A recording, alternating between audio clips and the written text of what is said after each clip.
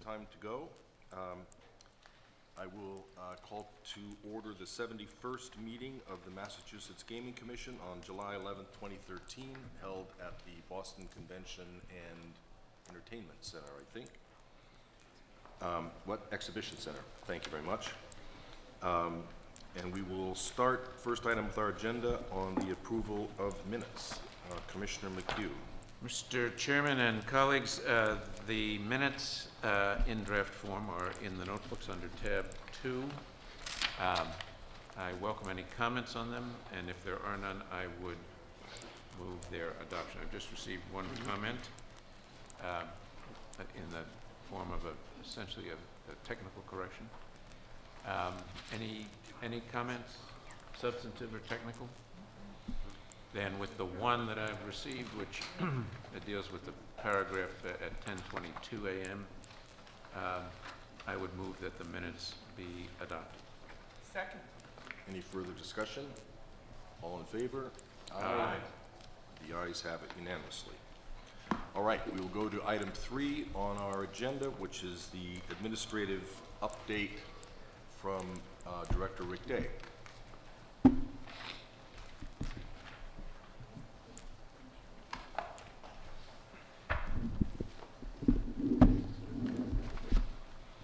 Morning, Chairman, Commissioners. Director. Good morning. Good morning. I'd like to just start out as this morning as just with kind of a note for everyone in the future, is that our next meeting Thursday, July 25th, we plan to continue consideration of Category 2 investigations and enforcement, investigations and enforcement bureau suitability reports and recommendations. I'd like to note a few things on the administrative side as we proceeded ahead. We have selected our Director of Licensing and are scheduled to introduce him to the public and the Commission at the July 25th meeting. Great. We're also working to bring a proposal to the Commission concerning performance management through the professional services of the Collins Center. What we're trying to do is continue to link the Commission to best practices that will support strategic planning, effectiveness, and accountability. We're also working on a topic suggested by Commissioner McHugh concerning problem gambling and the regulations that would be most effective for Massachusetts. We plan to have our research and problem gambling director, Mark Vanderlinder, present key regulatory concepts and invite related testimony. So, we'll still have that in a future agenda. We are also working with the Division of Capital Assets Management and Maintenance in preparation for our space needs as our current lease expires and as we plan on where we'll be here in about less than a year. Time is moving very quickly. We are also preparing to release, and will actually tomorrow, release an RFP for the document management system. In addition, our staff is completing the fiscal year end close for the Commission's books, and we are continuing to develop the resources to allow the Commission to add areas of expertise for evaluation of the applicants. And just a quick update, the financial advisor RFR responses are in the process of evaluation. The building and site. How many responses did we get? I'm not absolutely sure, but Enrique may. 7 responses? Thank you, Commissioner Zuniga. The building and site design, we've had a bidders conference, and the responses are due August 2nd. Economic development RFR has been posted, bidders conference completed, and responses due August 12th. The project manager coordinator RFR response is due July 11th, which is today, and we plan a recommendation to the Commission on July 25th. We're still on schedule there. Excuse me, the economic development, go back again, when was that released? Economic development has been posted now. I mean, it's been, I don't have an exact date, but it is posted past tense. And it has to stay up until August 12th. That seems like a long time. We wanted to allow a little extra time because, as we've talked about, we were hoping our project coordinator would also help us be able to review some of the RFRs as they came in. And so this would be subsequent to the project coordinator. And you're comfortable that there's time from August 12th on? Okay. Our goal is to assemble evaluation teams in September for orientation and training in preparation for the receipt of the Category 2 applications in October. I don't know if Any of the commissioners have any additional comments on that topic or not before I move on? I can make a quick comment. One of the most questions that we received with the financial advisor RFR and a couple of the others that the period of questions is already upon us have to do with potential conflicts of interest. We are looking at that closely, obviously. Current conflict, current engagement for one of our applicants would represent a conflict. Past engagement was not necessarily, but we asked all of the respondents to answer, disclose the type of the relationships they have had with our applicants going to the so So we'll just look at it on a case-by-case basis and, we'll look at it on a case by case okay. basis, but that's the majority of the questions we've received so far. right. They will all be special state employees, as our other consultants will. So the code of ethics, statutory and regulatory, will apply to them and give us some guidance as to what a conflict is and isn't, a prohibited conflict is and isn't. I keep forgetting, and no doubt this is unique to me, what the deadlines are. And where we are on this. Would it be possible to have a short chart posted just listing the due dates and the like so that I wouldn't have to go ask Enrique every time I have a question? Eileen has worked up some kind of project sheets for each of the RFRs and all the dates and coming in those. They've moved somewhat, but I think she probably has the latest version that we can pass on. Well, if it could be made circulated, that would be helpful, at least to me. Sure. We'll condense the information and circulate it with the All right. commission. Anything else on that topic? I know the next one is the investigations financial status report for fiscal year 13, and I know Commissioner Zuniga is ready to speak toward that. I'm going to speak up. I couldn't quite Okay.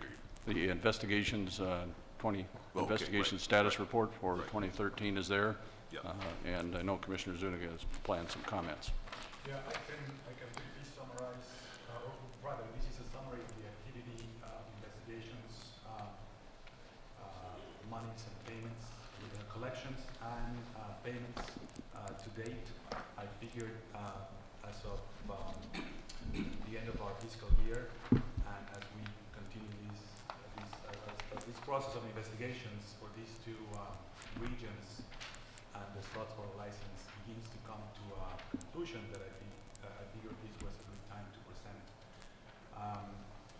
You'll notice that some of the only 4 communities have requested grant payments. I've included the 5. application fees, of course. 5 communities. No, it's, Well, totals, I'm sorry, yeah, it's 4, total yeah, at yeah, the sorry. end. Yeah.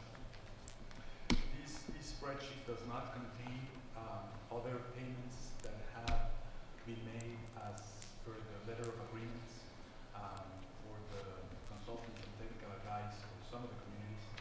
I wanted to report mostly on investigations. So I can take any questions if anybody has them.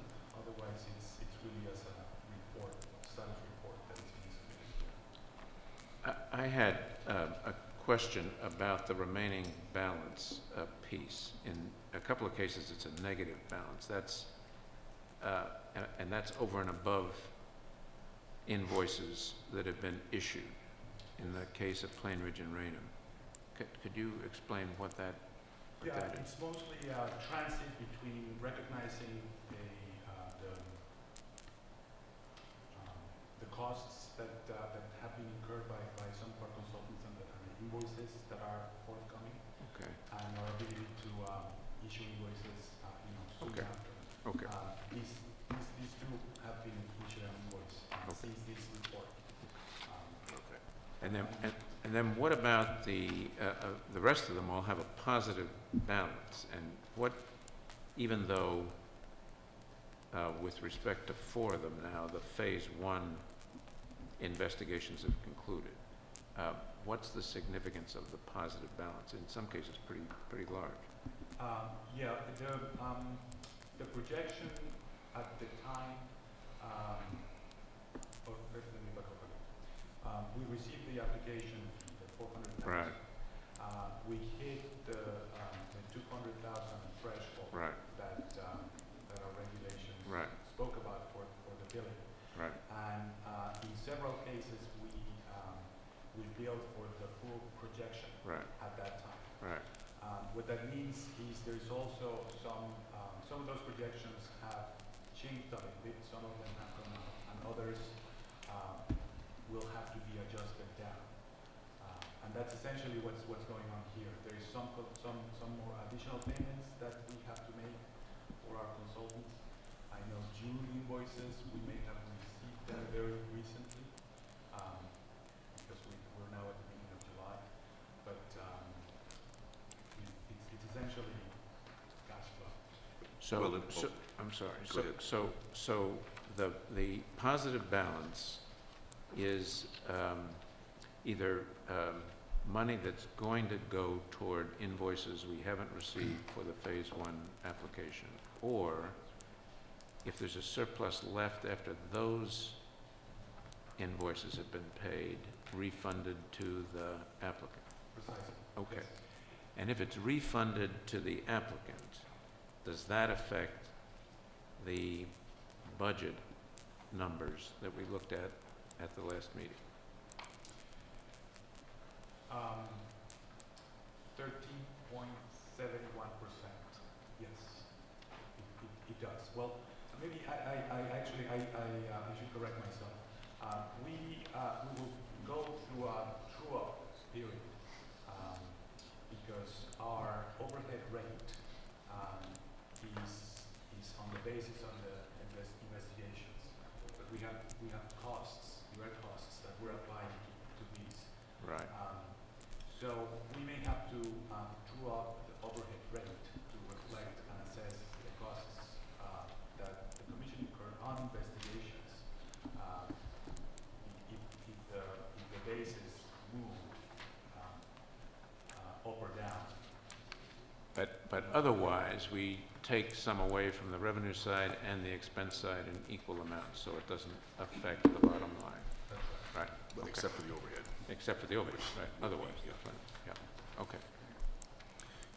Any other questions, commissioners? I had just, on Mohegan Sun and Penn National, there's no second collection. Has that been billed and we just haven't received the money yet? There's no investigation collection 1.3. Up above, 1.3, up above. Line 1.3. There's no cash collection, but if you notice on 4, they have been issued invoices recently. Oh, I see. Just Okay. recently at 7. Okay. And so that is the balance. That is the money's due. That's to the expected. Commission. Okay, got it, They yeah. have 30 days to pay us. Got it, yep, good, thank you. Invoices. Thank you, yep, got it. Anything else? Director? Thank you, Mr. Chairman. And what I'd like to do is talk briefly about the Phase 1 qualifier deadline discussion, which is really a continuation of what we had, the Commission had started talking about at the staff's request at the last meeting. And Commission may remember at the last meeting, the staff raised the idea of establishing a deadline for qualifier information to support completion of the suitability reports. The Commission's discussion as it went on resulted in the thought that perhaps it would be beneficial for the Commission to establish a date of September 4th and require any changes after that date be approved by the Commission. The Commission then asked staff to consider this proposal and report back to the Commission. After considering the Commission's and the IAB's authority, the process, and the multiple dates already established, it generally appears to the staff that adding another date may serve more to confuse the process that we have at this point. It may not be particularly helpful.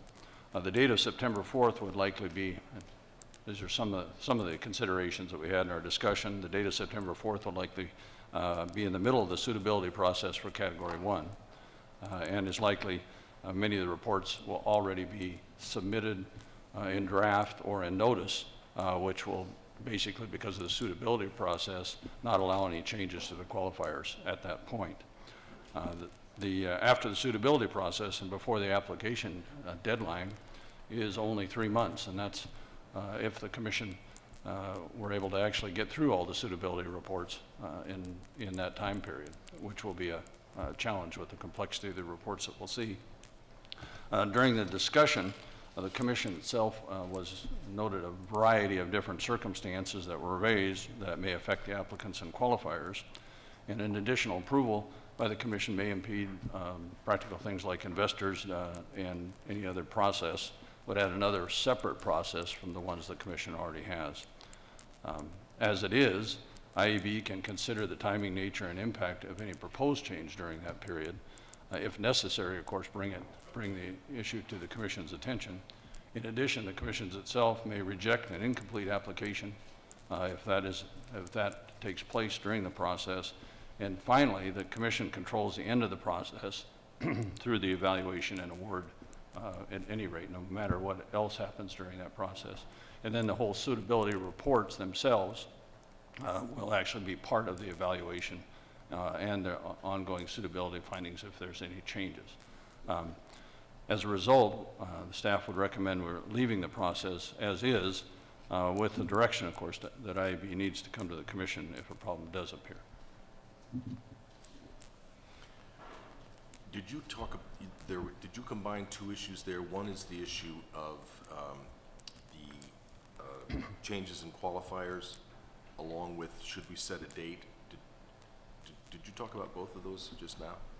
Well, essentially, when we started initial discussions, we were looking at whether there was a need to establish a date for Right, that was qualifiers the for topic suitability. that we started That's on. where we started. Right. And then as we went on with the discussion, if I'm recalling correctly, there was a discussion about whether something needed to be done relative to making sure qualifiers were in the mix, the appropriate ones. And then the last part, as I remember, was the possibility of a September 4th date, just as an example that might be there. Right. And I so, tried to address that group. okay, so, yes. and relative to setting another date, a deadline by which anything else has to happen, your recommendation is that there not be any further dates set, that the dates that are in place do the job. But in terms of whether or not there is a constraint on changing qualifiers between now and some other time, I didn't quite get what your suggestion was. Well, there's possibility. I mean, financing, some of the practices are going, there may be some natural changes. And I think as the commission was going forward, even as the discussion went on, there were more and more examples that might be independent. So there may be some appropriate changes. There may be not. In the end, part of the commission's discussion was the time that IAB could actually get another qualifier done may limit that ability anyway. So that was part of the thought is to leave it as is, to be able to look at each of those, if there are any changes, what impact they have and make a decision about what time's left between the process. So to be clear for our applicants, so in general, we're hoping that there won't be material changes in qualifiers between now and the time we get through the application process, both phase 2 and phase 1. But if there is a proposed qualifier change, we will look at it on a case-by-case basis, see whether or not we think it's really material to the fundamental, either phase 1 approval, suitability, or somehow about the phase 2 application, and decide whether it's permissible or not. Is that the bottom line? That's correct. That's correct. Because that's a little, I mean, if somebody leaves a deal, if somebody dies, let's say, or somebody runs out of money, it's not like we have the choice of saying, sorry, you can't let that person out of your deal. The person's gone. So I think we're in this kind of funny situation about, as a practical matter, business is gonna take place as business takes place, and we're not gonna be we're not in control of this situation the way that case-by-case standard sort of suggests. But as long as the bidders understand, I mean, so fundamentally, A, we hope there won't be changes. B, if there are unavoidable and material changes, we will look at it, and there's the outside chance that it could so change the nature of the applicant that it could cause a problem for the applicant. But And the timing, there's just likely not enough time to complete an Right. adequate suitability investigation during that period, which will be an essential thing for any change that there. But there, as you mentioned, there could be some, death being an example, there could be some changes that are just unavoidable during that Right. period. Right. But that's the other piece, because if we, if there's a material change close to the suitability deadline, then we're faced with the question of whether we're going to allow it and push back the schedule to accommodate that. Or do it conditionally. I mean, it could be, Or do it conditionally and have, yes, get into the phase 2 process where we're still working on suitability. Right. Right. So there are those choices that kind of last minute thing Right. would create. And it's difficult until you actually see it, I think, for anybody in the process to make a judgment. yeah. Okay, well, it's a little fuzzy. For our applicants who are trying to follow the rules here, it's a little fuzzy, but I think you get the drift, you know. Let's try to avoid it. If an unavoidable major circumstance happens, we'll do our best to work our way through it. But there is some risk. Any other comments about that? Okay. Mr. Chairman, the next topic I had was just a quick reference to the master schedule, and might be, essentially, we previously discussed changes to the Category 2, some minor changes to the Category 1, and also the Region C side. So I just want to mention a couple things to make sure that the Commission's aware of those changes. Great. And I'll try to see if I can, probably the first discussion real briefly is just the Category 2. And with the Category 2, we've indicated in our reports that for today, for instance, we are taking the first 2 of the suitability reports from IEB, and we plan the difference here than what's on the agenda up here in this corner. The difference is that we'll actually be dividing the suitability reports between today's meeting and July 25. But that process, we don't anticipate will make us extend the date for completion of the suitability determinations for Category 2. We anticipate that will be done at least by the end of August, if it may possibly allow us to complete it quicker. The second part, of course, is and probably even more a little complex, but is right in this area, which is the area of suitability reports for Category 1. We're anticipating actually August, early to mid-August, for the first suitability report from IAB. And so the first thing I've got to let the Commission know is that's probably very optimistic, being able to make that date. But purpose of my discussion with the Commission more than that topic, we'll keep looking at it because as I'm sure you can see, the Category 2 and the Category 1 are overlapping at this point, and so we'll see how things work out as we move through this process, and what IAB is able to accomplish on the Category 1 side. But probably a more interesting part of the discussion is I wanted to make sure that we were clear on the Commission's directions with presentations of the Category 1 reports. Is what the chart shows and what the general direction is that I understand is that we'll take the reports on the Commission is interested in taking the reports on a rolling basis, which to me is an as completed basis. And so I wanted to check back with the Commissioners because I know there has been discussion about would it be better to take the reports on a region, or would it be better to take the reports even kind of all at the same time. And so the purpose of my discussion here this morning is to come back and say, do we go forward on the as completed or rolling basis, or would the Commission like us to take a look at doing that in some other manner? Do you or Director Wells have a recommendation for us on what you think would be the best way to roll this out? I think from my perspective, Karen is also more than welcome to weigh in, but I think an as completed basis is probably, it has its own challenges, but there are so many moving parts in these reports that and different kinds of applicants in each region. I find it might be difficult to try to time region to region.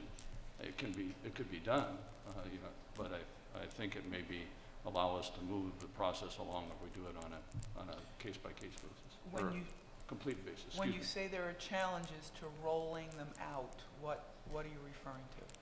Well, what the, some of the applicants, their suitability reports, they have more complex, larger business structures, international business structures, which makes it difficult to complete those quicker, as opposed to those that are more in the United States and maybe have a smaller business structure itself. So that's probably the one subject that will run some of the process regardless. But, so what that means is those who are less complex would be completed earlier, thus we could consider the suitability. But is there any particular challenge to us rolling this forward? And we'll do one week and maybe another one 2 weeks later? Is there any? Well, from what I recall from the discussions, and I think that's part of the reason I want to raise it here, there's always the concept, there may be a perception that one is more suitable than the other, maybe a factor to getting the jump on competition may be an issue. From my perspective, I think it's the most practical approach, because I think any of those other perception issues could come almost regardless which process you select. Okay, thank Karen, you. do you have any? Yeah, I mean, ideally, what my preference would be to do it by region. My concern is that I may have so one holdout in each region, for example, and then we'd hold up everyone else because we're waiting for one. So I'd like to see how it can be done the most efficiently. Just want, to make sure the public's aware, just because an investigation may take longer, that doesn't necessarily mean that that's because of an issue or a problem. It may just be the complexity of the nature of the organization we're looking into. So I just make sure there's no bias in that respect. Other thoughts or comments on this suggestion? I think it makes sense, so long as we can continue to emphasize that there's no inference to be drawn from the order in which we're doing them, apart from the fact that we have to do this one and get it finished, and we're now ready to proceed with it. Having gone through the process that we've just gone through, preparing this go-round, it seems to me it would be helpful to have these in smaller bites, and a rolling basis would permit us to have smaller bites and perhaps chew more thoroughly. Well, and the report development itself, I think, that may facilitate actually going through that process. And in terms of access to the RFA2 form, that's already available. So this, by delaying a suitability decision for one over another, that won't prejudice their ability to move forward and do the background work for RFA2, because that's already available, right? I agree with everybody. I feel strongly that it's much better to do it under the circumstances in the interest of time and efficiency to do it on a rolling basis. I would just simply ask the bidders in the audience or watching to tell us if they see some kind of prejudice in that we're not seeing. I don't think there is one, but I would like to invite comment if there is, and we'll take it into consideration. But assuming that we don't hear anything new from somebody about why doing it on an as-available rolling basis is prejudicial to somebody, then I think we would accept your recommendation and go forward on that basis. Well, we'll continue on that. As we found so far in the process is that the events kind of seem to dictate some of that. But right. Elaine, you might just make a note that we do want to technically ask for comments on that. So, just to be clear, did you say that you thought it was unrealistic that all of them will be done in August, but ours might some? I mean, when might we start the suitability hearings for Category 1? When would the first ones be available? I think if we're predicting as such, I think reasonably speaking, if we're on a case-by-case basis, probably the August 22nd, somewhere around there is the most reasonable possibility. Would be the first one. Yeah. Yes. Okay, because we'll have to do the same basis. We'll have to give people an out date, a 30-day date, which they can then waive if they want to, right? Correct. So is the 22nd the out date? Is that with a 30-day notice? Or so that it could be waived and start sooner? I think it depends on when we, when we decide to issue the notices and the date we establish. So, and I think part of what I was trying to do today is just re-verify whether we want to do a case-by-case basis, so we could go back and kind of consult on how this might actually lay out before I'd be able to give too much more specifics. Okay. The deadline in any event for, at least our target date for all of them completed remains September 20th at the moment, right? At the moment, yes. Right, oh, I understand. And even I'm suggesting we leave that, I think it's August 15th on our schedule. Right. Leave that for right now. Right. And allow us, we'll go back and take a look at it more seriously now, this case-by-case basis, and then be able to come back. Right. This will likely increase the frequency of referenda held before the suitability decisions. Just, I would think, as a matter of natural course, which is unfortunate, but something, a bridge we've crossed before, so we're all right with that. But again, bidders should know that, be sensitive to the fact that if their suitability decisions are delayed, we do have a process where they can go forward with their referenda if they want. Okay. I just had, are you finished? Chairman, yes, I am finished. Okay, I just had a couple of other quick things. Anybody else have any notes? I just wanted to note that there was an updated version to that schedule since we submitted that to the pack. So there's a small difference schedule that we have in front of us. Jill Griffin, our Director of Workforce and Supplier Development, is starting when? Jill is starting on the 29th. 29th of this month. Yes. Great. Okay. I'd ask this of Ombudsman Ziemba if you were here, but do we know anything about the Penn National situation? They're still in play. Do we know anything about where they might be going or which license they might be looking for? And we'll find out if anybody behind me has better information, but I understand that it's still in play is correct, but I don't know any of the details past that. Does anybody behind you know any more than that? No. And then the last thing, you were going to be starting to negotiate those consultant contracts pursuant to the decision to extend the contracts, and is that underway? Yes, it is. Okay. Anything else? No. Great. Thank you, Commissioner. Thank you. Thank you. We will jump to item number 4, Director Jennifer Durnberger of the Racing Division.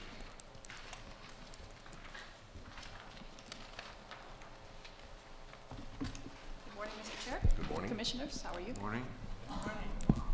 I'll be brief this morning. Very brief administrative update for you. I think the only unfinished business from the prior meeting was we had been working through a software issue with our pari-mutuel auditing software that had resulted in affected 2 billing periods for live racing at Suffolk Downs, and I'm happy to report that that software issue has been resolved and the adjusted summary sheets have been issued. So, and there have been no problems since then. We don't know what the source of the glitch was, but it's been resolved. And we continue to make progress working with the crossover to the new software. We're getting closer every day. I don't have a projected date for you yet, but I am, every day it's getting closer and every day I'm getting more hopeful. So we are continuing to work on that. I would like to introduce to you the next round of rulemaking in racing. I think when last we spoke about rulemaking, I had anticipated we would go through 3 phases. The first phase was the veterinary practices and equine medication. The second phase was the rules of the running of the thoroughbred races and safety practices, equipment. And the third phase was anticipated to be duties of licensees and occupational licenses and any sort of administrative cleanup that became apparent during the live racing season. The good news is that we've done great so far. The regulations that have been adopted have been accepted by the stakeholders. We're getting positive feedback about their influence on the racing product. And so we're happy from that perspective. We are discovering, though, that we have a bit more rulemaking to do. So we're going to go through 2 more phases, and I'm going to be introducing phase 3, if you will, to you in August. And what we're going to be looking at here is first we're going to pick up an anticipated amendment to one of the model rules on controlled therapeutic medications and penalty guidelines. This is expected to come out of the RCI, Racing Commissioners International Board meeting in late July. So we're going to be poised. We think we have a pretty good idea about what the language is going to be. So we'll be poised to put that in this packet. And then we're going to turn to, as I've alluded to in many previous meetings, putting a focus on tote and wagering and account wagering licensing and security best practices. We're in the process of identifying those best practices. We're looking at what's going on in other states. This is a fairly new area for regulators to address. We're watching very carefully what's happened in Kentucky the last few years. We have some activity in New York, actually, just in this last session. There's a few states that have taken a very interesting approach. Many of them have incorporated a grandfather clause so that business can continue during the transition process. So we're going to give a lot of thought about how to do that going forward. And so we'll be... Is that phase 4 you just described? This will be phase 3. Okay, so you're getting to 4, okay. Yep, so phase 3, we're going to bring that to the commission in early to mid-August. Tentatively right now, public hearing for that would be scheduled in late September, which would put our rules in the legislature in October, November because of our unique rulemaking requirement for hopeful adoption in late December, because we'd like to have an effective date of January 1st. Phase 4... So then none of these changes would affect the current racing season? They would not. Right. They would not. Okay. Phase 4 then will be where we will pick up the duties of licensees and the occupational licenses, as well as anything administrative that we've noticed over the course of the racing season. Bring those to you probably in November or December, again with an eye on having them adopted prior to the start of live racing in 2014 in the Commonwealth. Question, Director. Mm-hmm. You mentioned recommended penalties. Mm-hmm. In the last discussion we had about penalties, I was interested in where we were as opposed to other jurisdictions, and you had said that we were kind of below average in some and maybe a little stricter with others. And I'm wondering if RCI are they going to be in the habit of or make a practice of recommended penalties so that not only could we adopt model rules, but penalties consistent with other jurisdictions? So that's an excellent question, Commissioner. Currently, as it stands, there is, and we have adopted, there is a uniform classification guideline, which has come out of a scientific advisory committee, and that categorizes medications in various categories of their severity. And there are a number of things that go into it, which I won't bore you with because that could get very detailed very quickly in a dissertation, which I could probably give you very quickly. But I'll back off on that. And then along with that, in the same rule, there is a recommended penalty schedule currently. The recommended penalty schedule gives you a range, and the stewards or judges shall consider the mitigating and aggravating circumstances that have to do. The number of them are enumerated, but of course they're not limited to consider those, but there are things that they are required to consider. And then the recommended penalty has a range usually. So for example, a non-steroidal overage, the recommended penalty might be a written warning up to a fine of $500. And then there are those factors that the judges and stewards shall consider when making their determination. What's happening in the RCI meeting in late July is we are taking up an industry proposal for a system. The best analogy is like points on your driver's license. And so when you have a medication violation, there will be different points attributed based on severity to that violation. So if you're a little bit over the limit, you get 1 point. If you're clean for a number of years, I can't remember if it's 1 year or 2 years, that actually gets expunged from your record. But if you do the big one, which not many people do, but if you do the big one, that's on your record forever and you have those points. And then those points would also be used to determine the range of the penalties. So if there was a suspension involved, if you had a lot of points on your license, your suspension might be, instead of 15 days, it might be 45 days or something along those lines. So the answer, the brief answer to your question is yes, there is something in place right now. This will be more specific. Right. Thank you. You're very welcome. Any other rulemaking not rulemaking, but before you get to the tax withholding, did you have other stuff you were going to I talk don't. about? Okay.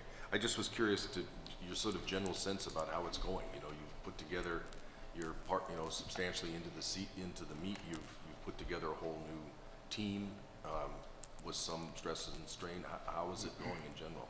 I think in general, change in the horse racing industry is a hell of a thing to go through. And I really just think that this went very well. Certainly nothing is perfect. Certainly it hasn't been without its hitches and its hiccups, but the feedback that we're getting and my observations when I'm out at the tracks is that in terms of adopting change and having everybody buy into it, we did a really good job. That's great. That's great. So, and we're happy to hear if we aren't. So, you know, to the extent that anybody is displeased or has any suggestions, we're always happy to hear those. And you were able to assemble a new team of people that was up to the task. Mm-hmm. Great. Yes, yes, we are fully staffed, and we've been revisiting as things go. We have new procedures for everybody. So as we, you know, we're using some learning experiences, and we're making some adjustments and righting the ship here and there, and I think everything's going very well. Great. Do any of the it's great to hear that. And congratulations to you for working this through so we could get these changes and get some of the best practices in place. Do any of these changes, are any of these changes expected to have impact on revenues? And if so, has there been any discernible impact on revenues? So I'll take those one at a time. Yeah. Yes.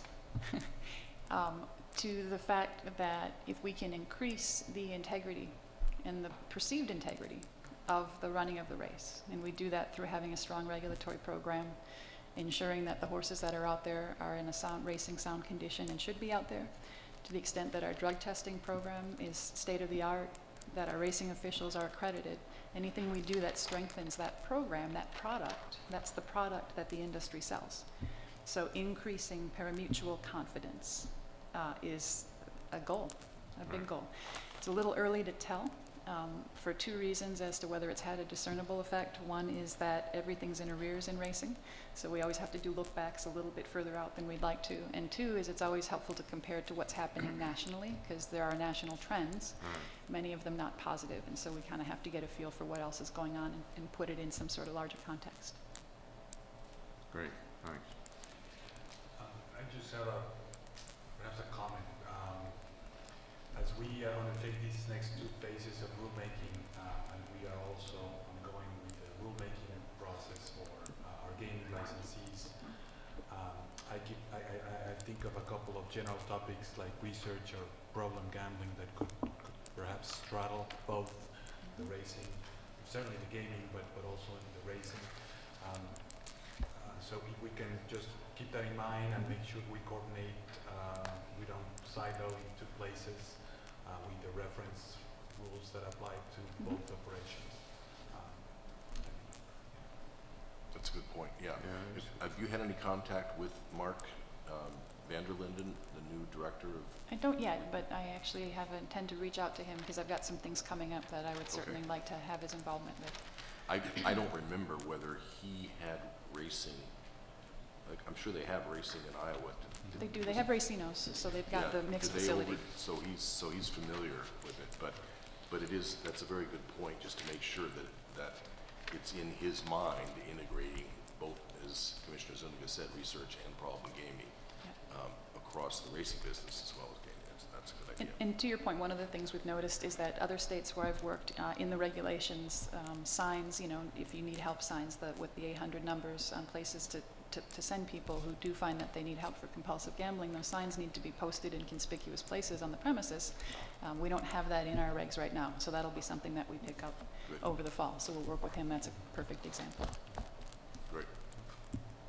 Okay. So then we'll move on to just a brief update on the state withholding tax issue.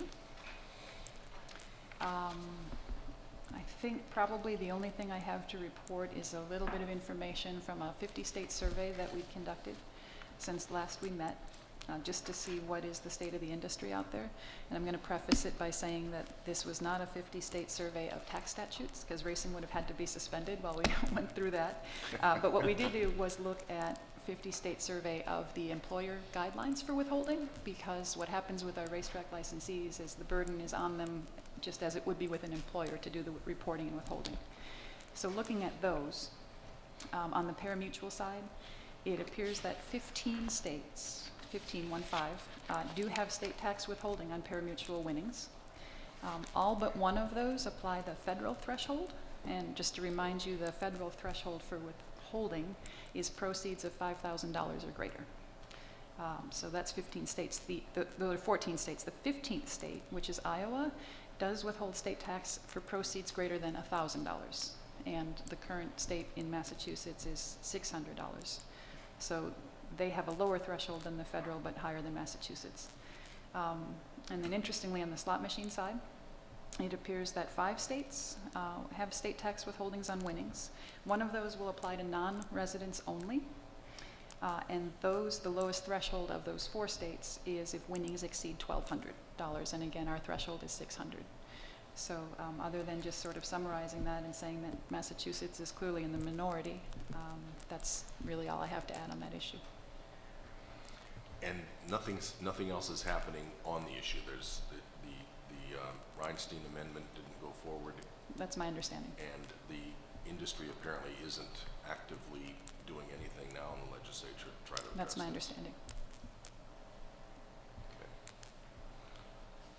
Well, as we talked about before, I'm of kind of two minds about whether we should be proactive, but it does seem to me like there's logic and to some extent best practice that if we're going to have a withholding, it should follow the federal model, A, and B, this issue about not being able to offset losses against winnings or losses against winnings seems to me to be just so extraordinarily. So thank you for reminding me to give that update as well. Okay. So it appears that 7 states, that Massachusetts is part of one of 7 states that does not permit losses to be you know what I'm trying to say, losses to be deductible up to winnings.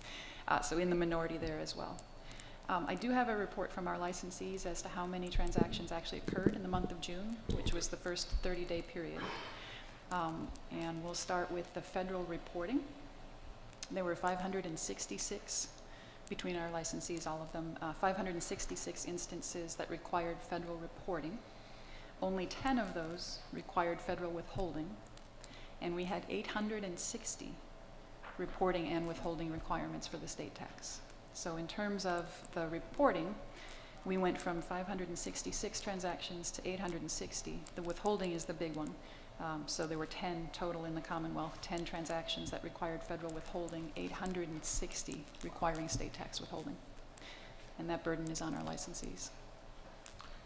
Yeah, but the delta, if we were to adopt the federal guideline, is 300, roughly, between the withholding for the state and the withholding under a federal regime, right? And Was that right? 566 federal reporting right, Report. and 10 withholding. and 10 withholding. Yep. Okay. So the paperwork, at least the reporting piece, the delta would be around 300. 60%, basically. 60%, right. And we have not yet explored whether and to what extent we can automate that.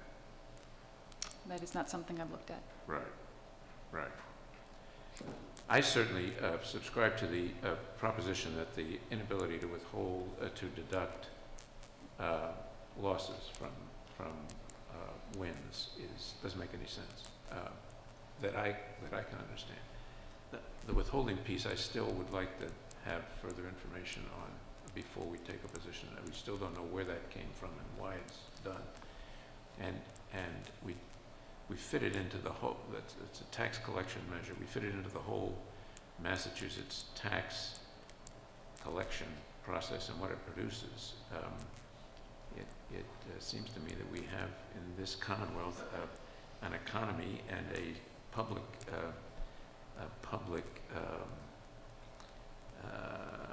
budget that's in balance, that provides for things. We don't have bankrupt cities, we got sound pension systems, we have a lot of things that other states don't have, and this has to be considered, it seems to me, as a piece of all of that. So it doesn't mean we don't take a position on this, but I'd like more information about where it came from and what its purpose is before we do take a position. We do have reach out to Department of Revenue, we just haven't connected yet.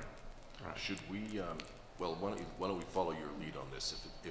We could have them come in and talk to us about it, because I think that's what we're working on, yeah. Okay. Yeah, that'd be great. I'd like to hear it. And any other help that you need to try to get the kind of background information that the Commissioner McHugh is looking for? Because I think we all have an interest in pretty seriously considering addressing at least some aspect of this, and might as well do it sooner than later. Well, and I think Commissioner Zuniga really made a good point in the last meeting, which is it affects parimutuel currently.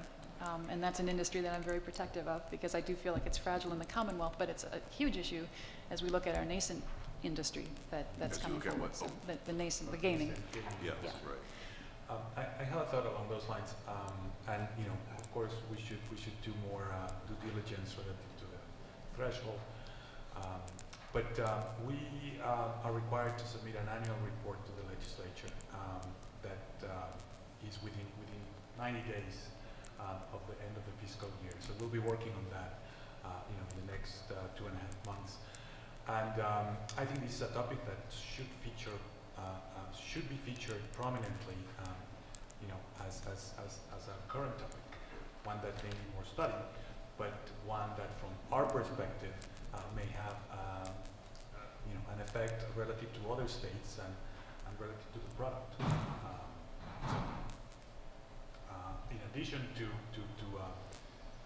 informing the legislature like we are required to do via the annual report, we could do what other agencies do, which is to have just personal meetings as legislative updates. Again, sometimes these kinds of issues take a little while to understand at the State House, because frankly they're dealing with a number of issues like these. And the history and the turnover over there is important to have these sort of discussions. So I would encourage us that we start thinking about those two mechanisms very soon. Yeah, I agree. I'm having a meeting on the 16th, which is next something or other, Wednesday, I guess, with John Ziemba, and we've invited legislative aides from the House and Senate, and we're going to have a series of just kind of general briefings of aides. There probably will be a few members there, but this might be something we would think about putting in that. I'm not sure whether it's timely. That's only a week from now, but we could at least, sort of inform people about the issues. So you might touch base with John when he gets back and see whether it makes sense to have you be there and have that be on the agenda. Okay. Okay. Without taking a position on how we think it ought to come out. Right. No, I mean, it's just... Yeah, I'm Just- totally, just totally heads just, up kind of a just background. information. Here are the issues. Here's what we're thinking about.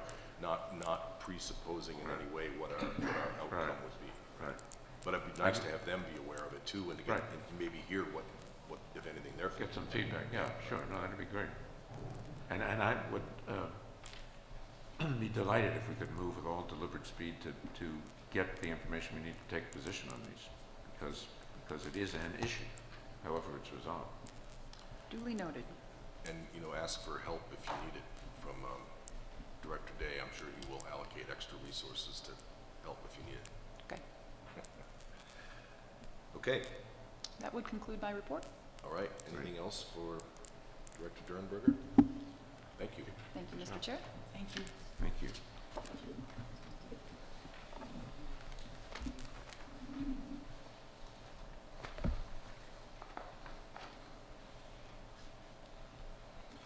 Okay, our next issue is the big one, the Investigations and Enforcement Division. I'm going to suggest that we take a quick break before we settle in for this, get some more coffee and whatever else. So let's just come back in 5 minutes. Okay. I think we're ready to reconvene. We're going to conduct this a little bit more formally than we have the rest of our meetings, so I'm going to read somewhat off a script here. Some of this will be repetitive, but just to make sure we mind our P's and Q's on what's a very important part of our process, we're going to be a little more formal. I'll reiterate that today is Thursday, July 11th, 2013, and our 71st public meeting.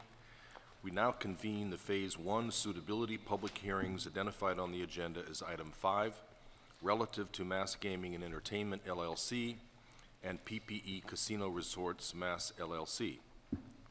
Each applicant at this point is pursuing a Category 2 gaming license. These public hearings are being convened in accordance with 205 CMR 115.04, paragraph 4, and will be conducted pursuant to the formal rules outlined in our Regs 801 CMR 1.01, subject to the clarifications contained in our Regs 205 CMR 101.03. The entire commission will collectively preside over these hearings and decisions. As you know, I'm Steve Crosby, the chair of the commission, and I'm joined here by our other commissioners, Commissioners Stebbins, Zuniga, Cameron, and McHugh. Before we begin the particular suitability conversations about the two applicants, we'd like to explain the process a little bit that led us here, as well as the process that will govern the hearings. The Investigations and Enforcement Bureau has conducted an investigation into the qualifications and suitability of all applicants and qualifiers for the two applicants that will appear before us today. The Bureau generated an investigative report of its findings and submitted it to the Commission for the Commission's ultimate decision. I'd like to ask Karen Wells, the Director of the Bureau, to provide a general overview of the investigatory process itself, how we determined to have the meetings today versus the meetings next week, and so forth. Director Wells.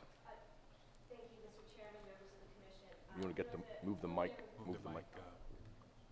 And can you hear all right?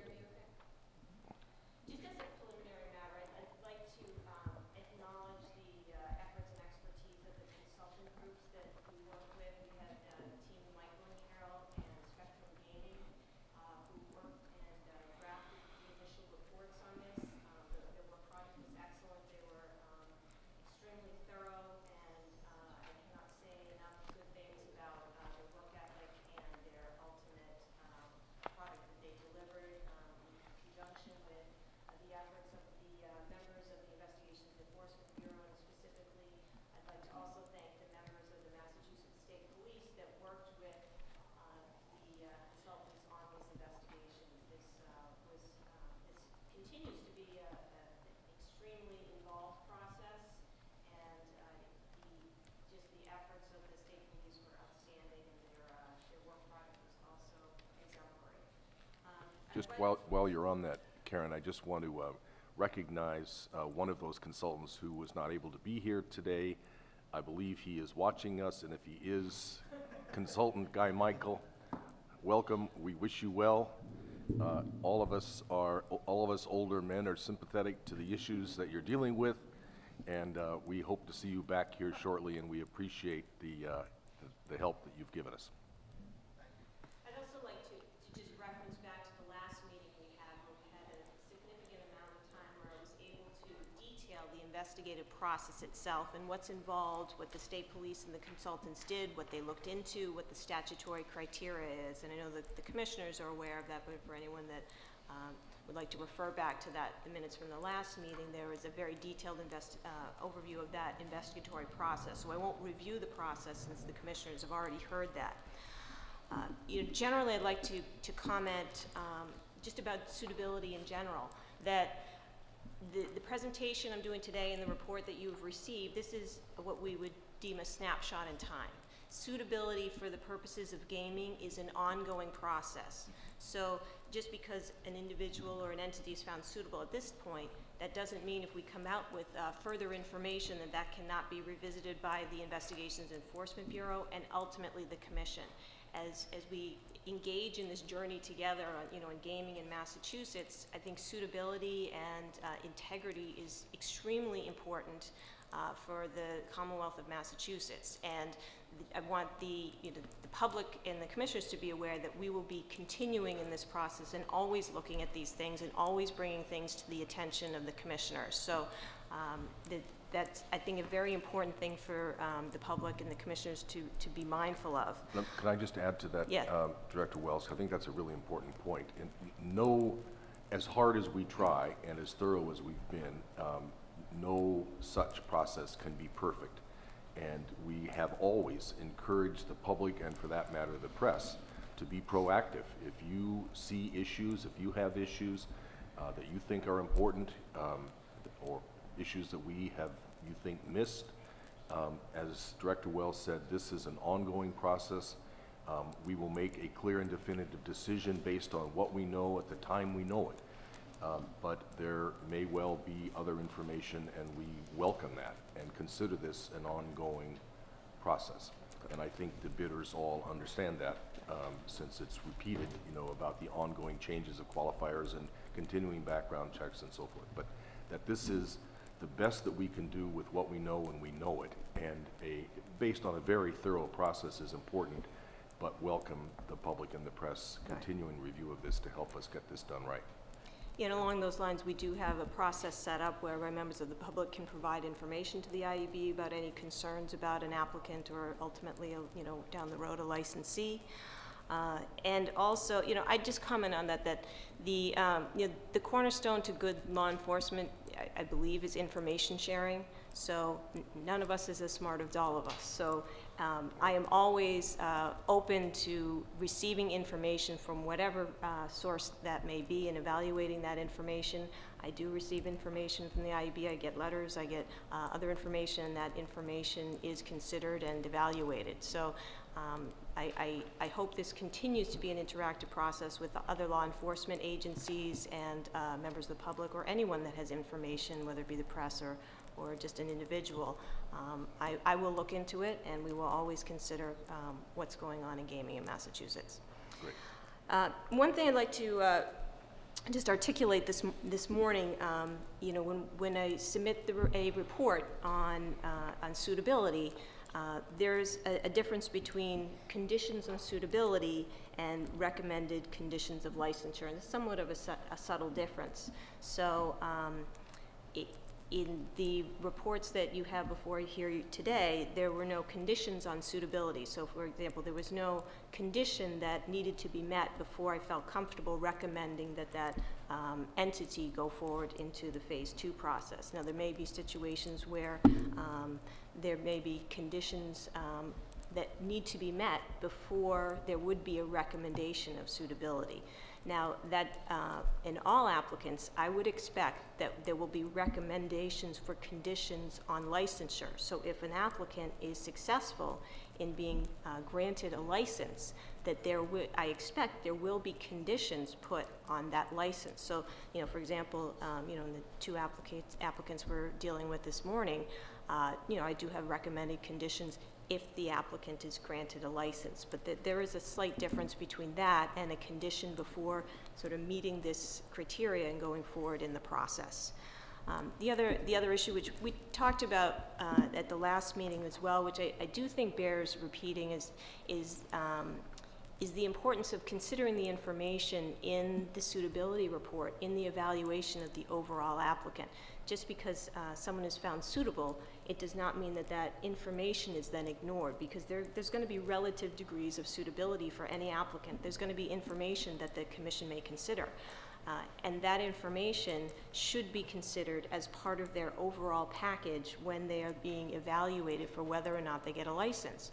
So if there's some concerns or some issues raised, but we can address those and they can move forward in the process, that doesn't mean that information can't be considered when you're looking for which applicant you want to grant the license. And also, point out that the commission doesn't have to issue any licenses if the commission doesn't want to do that or doesn't feel comfortable with it. There's a lot of power in the authority of the commission as to making good judgments and deciding what to do. And if that is not in the best interest of the Commonwealth and your conscience, you don't feel that's appropriate, that's well within your authority. In The suitability process, as the chairman indicated, the burden's on the applicant by clear and convincing evidence to come forward and do that. Now, during the investigative process, the way the applicant meets that burden, if you will, is providing materials and undergoing interviews and subjecting themselves to this investigatory process. Now, that has been done in this case. I'll comment for the two that are here today. They were extremely cooperative and engaged with the IEB in providing those materials and having discussions, making people available for interviews, and that process went very well. And I think that bodes well for each of the applicants as far as how they would behave if they were granted a license. And it's a very telling thing for anyone that's looking to do business in Massachusetts. I would let you, I believe the commissioners in their package should have all have the redacted versions of the mass gaming and the PPE reports. Just for the record, I'd ask that, the proper procedure, just that be officially on the record, that's introduced as an exhibit for purposes of this hearing. As well as your cover letter. Correct, the cover letter as well. Okay. So, at this point, I'm prepared to go forward with the mass gaming application. I have. Okay, let me just pick that up in just one sec. Okay. Did we get any significant feedback from our meeting last week? We invited people to comment for a Yeah. week.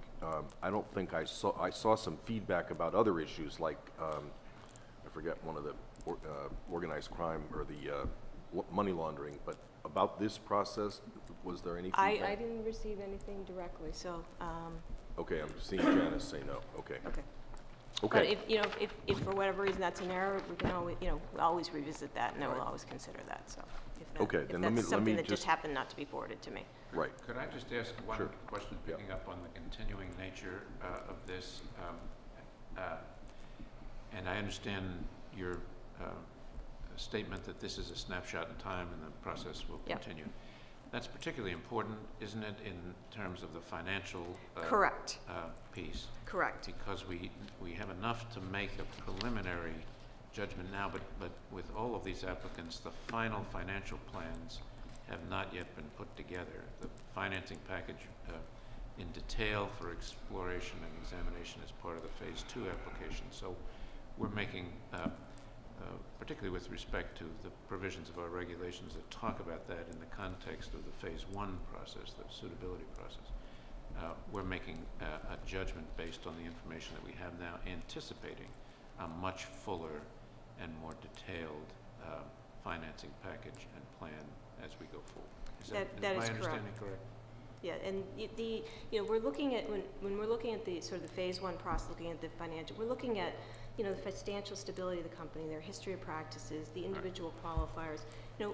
Quite frankly, we want to look, if someone has issues with debt, is that person vulnerable to, influenced by undesirable entities?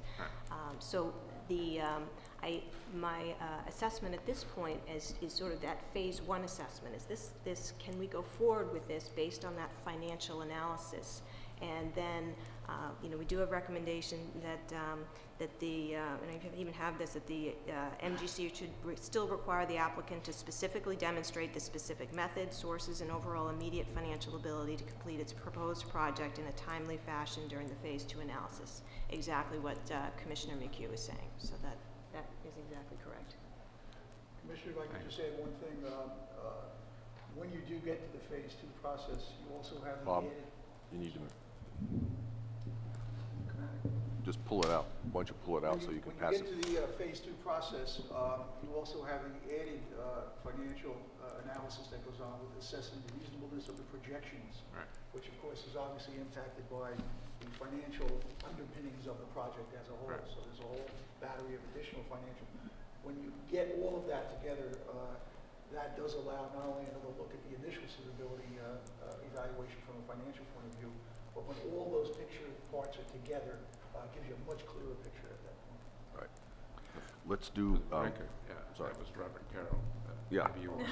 Yes, Right. I introduced me. Good morning, Commissioners, Chairman. I'm Robert Carroll. I'm with Michael and Carroll. With me is Bernie Murphy. The one gentleman that the chairman was kind enough to credit, Guy Michael, is not here today, but he's here in both product and spirit. I might add. So, And a quick text to thank Yes. the chairman Oh. for his kind All words. right, great, That's cute. great. we are Good. electronically connected tonight. Guy, relax, will you just relax? Let's loosen up these cords, because we're gonna have to pass these mics back, and is that really stuck? Can one of you guys come up and loosen up these mic cords so we can pass the mics back and forth?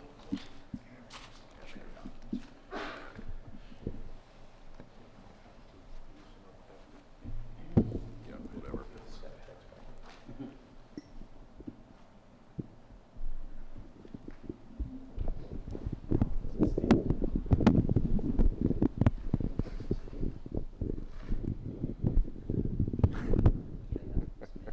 Yeah. We're a bit yang sometimes. But sometimes it's problematic too. There it is. Pull it out of the hole. And what about, is yours, Karen, is yours flexible? Does that move It's a to little bit Mr. better, Donnelly? but not too much. Yeah. He's got an extension. All right.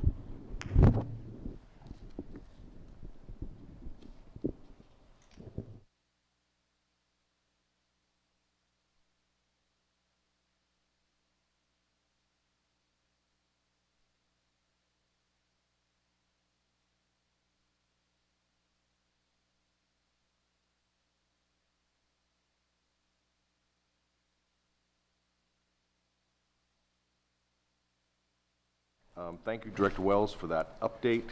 We will now move into the individual hearings. They will operate as follows. At the outset, we will offer the applicant an opportunity to make a brief opening statement if they so choose.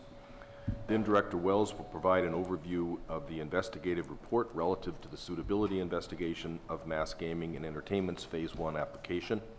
Any commissioner may ask a question of Director Wells at any point during her presentation. Director Wells is joined, as you now know, by the consultants who participated in the investigation. They will also be available to answer any questions or offer clarification. The Commission will then discuss the matter and take a vote. The burden is on the applicant to demonstrate by clear and convincing evidence both its affirmative qualification for licensure and the absence of any disqualification for licensure. Achieving a positive determination of suitability is, of course, a prerequisite to submitting a Phase 2 application. We will then have the same process for PPE Casino Resorts, Mass LLC. So would you like to introduce your guest, and we'll take it from there? Yes, with me is John Donnelly, representing Mass Gaming. Good morning, commissioners and members of the public. John Donnelly, I'm a lawyer from Atlantic City. I have moved and been admitted pro hoc to appear before the gaming board, and I appreciate that. This is an important milestone for you, and I know you recognize that, and everyone. Hang on a sec. You gotta sit. You're gonna have to sit. So Oh, okay. Get closer to the mic. Sorry. This is an important milestone for everyone in this room. The suitability, Massachusetts statute is extremely complex in my experience with many statutes. It, in many ways, puts the horse before the cart, or the cart before the horse. And I'm not saying that in a negative way, but I'm used to seeing. You mean it's kind of good when the cart's before the horse? I'm used to seeing a process where an applicant comes in, chooses a site, gets financing, goes forward, and when there are situations where there are a limited number of licenses, usually the applicant is picked and then the suitability starts.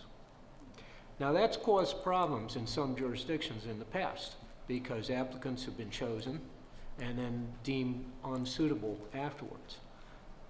So this process makes a lot of sense in determining, getting a universe of suitable persons and entities before the selection for a limited license is in place.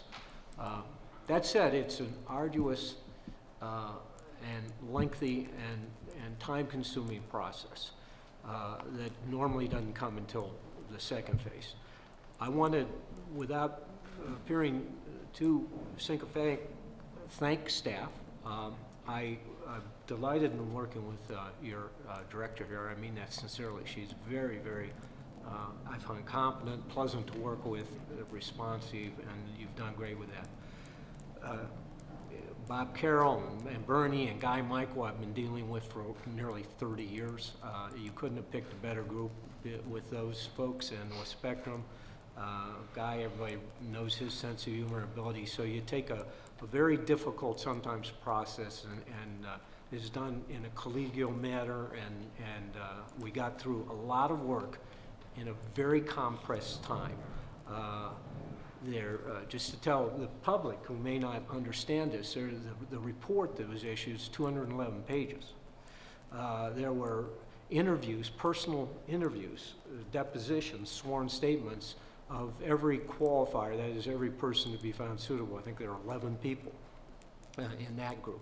There were 5 entities that were vetted and looked at, including some trusts with various people, including children of the principal of this entity, Neil Bloom. There were several entities. Massachusetts Gaming and Entertainment, the applicant before you today, is affiliated with a company called Rush Street Gaming, which is in turn affiliated with Neil Bloom, who is a Chicago self-made man, a CPA lawyer who started out with nothing and developed a very prosperous business in Chicago that is a private equity fund and engages in investment for a number of pension funds throughout the country, state pension funds and others, and is very well respected, and has been qualified and found suitable for gaming in 4 other jurisdictions. Started out in 1998 in the province of Ontario, where his organization associated with him received, through an RFQ process, was selected to develop and later operate a casino in Niagara Falls that expanded into 2.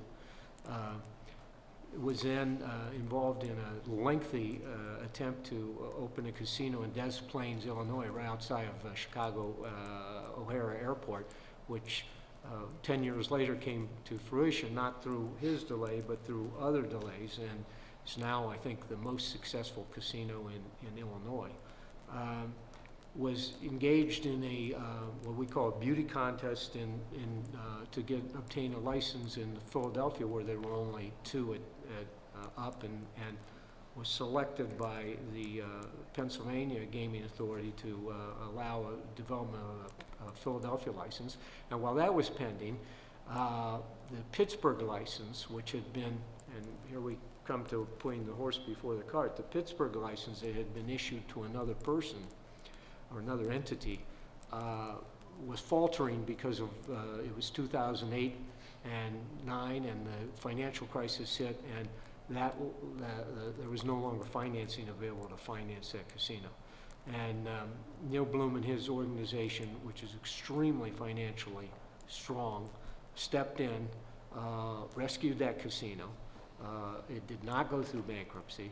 They accepted all the conditions that had been imposed on the previous owner and took over that casino, and that casino is now operated as an extremely successful casino. They've also been vetted and approved in Mississippi. They subsequently sold the casino down in Mississippi. So they've been through the process. We get it. We understand the process. I echo what the chairman said and what the director said. This is an ongoing process. We understand the process. We know it is our continuing duty to demonstrate what is commonly known as the industry as good faith, good character, honesty, and integrity, which encapsulates it all. We are extremely gratified to be at this milestone where we hope that the commission will adopt this 211-page report and the findings in there, and the depositions and sworn statements and personal history disclosure forms and business entity disclosure forms and Massachusetts supplemental forms that have all gone into this, which again for the public may not understand gives 5 years of tax returns, and entire background on possible engagement with law enforcement, including traffic violations, which has all your family vetted, all your financials vetted, and is extremely comprehensive. And again, Guy and his group and Bob and Spectrum did it in spades. We had Massachusetts State Police involved in the investigations. They had former FBI agents involved in the investigation. I spent countless hours on the telephone with Bob and Bernie and Guy and Karen going over documents and submitting more documents. As late as yesterday, we were submitting documents, and we expect to be continuing submitting documents throughout this process. That's not unusual, it's expected. I think, again, the two points were raised today that I heard. One, financing. This report demonstrates the strength of the Rush Street Gaming to finance. When it financed and opened the Pittsburgh casino, it was in close to an impossible financial situation. The markets had collapsed. There was no financing out there, and it was, and the Bloom organization pulled it off. That, I think, demonstrates a lot. Secondly, as to the integrity, leopards don't change their spots. You have a group here that's been involved in gaming since 1998 without a blemish, and I think this commission can take a lot of solace in that. They've been vetted by other agencies. They've been vetted to the extreme by this commission, and I think you can have a lot of confidence. I think the people of the Commonwealth can have a lot of confidence that these folks, as I said, get it, know how to operate. As Ms. Wells knows, when there are violations that have occurred in the casinos, there's a culture of self-reporting. We're not perfect. Things happen. Kids get into casinos no matter what you do. We all were kids once. We know the lure of things that are forbidden. The numbers of that demonstrate, and the past history demonstrate that this company and people associated with it know how to control those things. They know how to comply, and when errors occur, they self-report them, and they're cured. Again, I think you can have a lot of confidence in the people who work with it.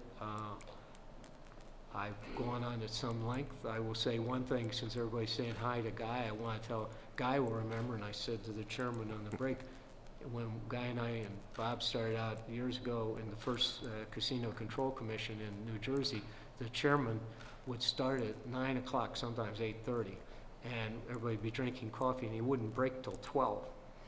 I appreciate it, Mr. Chairman. And I said he must have been a younger chairman Yeah, than I. well, we learned early on not to drink coffee before going on before that. But with that, I'll end out. Thank you. I appreciate again, I appreciate the attitude that you've approached this with, and we hope that you'll find Massachusetts Gaming and Entertainment suitable. Mr. Donnelly, before Director Wells starts her report, your client has had some difficulty finding a location, and we have decided to just let nature take its course and let our ultimate application deadlines be the deadlines that drive when you have to identify a site. But we are interested in having you find a site because we have been promoting competition, as you know, and you're an important part of that. Your client's an important part of that. But I wonder what you can tell us, if anything, about where you're at now and your degree of confidence that you will be able to get a site underway. Sure. Well, interesting. About the time I learned how to pronounce Worcester, that deal didn't go through. Yeah, I still can't pronounce it. And I want to say that had nothing.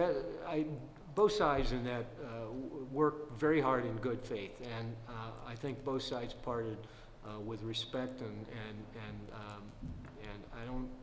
I think everybody tried real hard to get that done. Sometimes business deals just don't get done, not because of anyone's fault. As you are aware, and it's been reported in the press, we've moved on, and the sites are on Millbury now.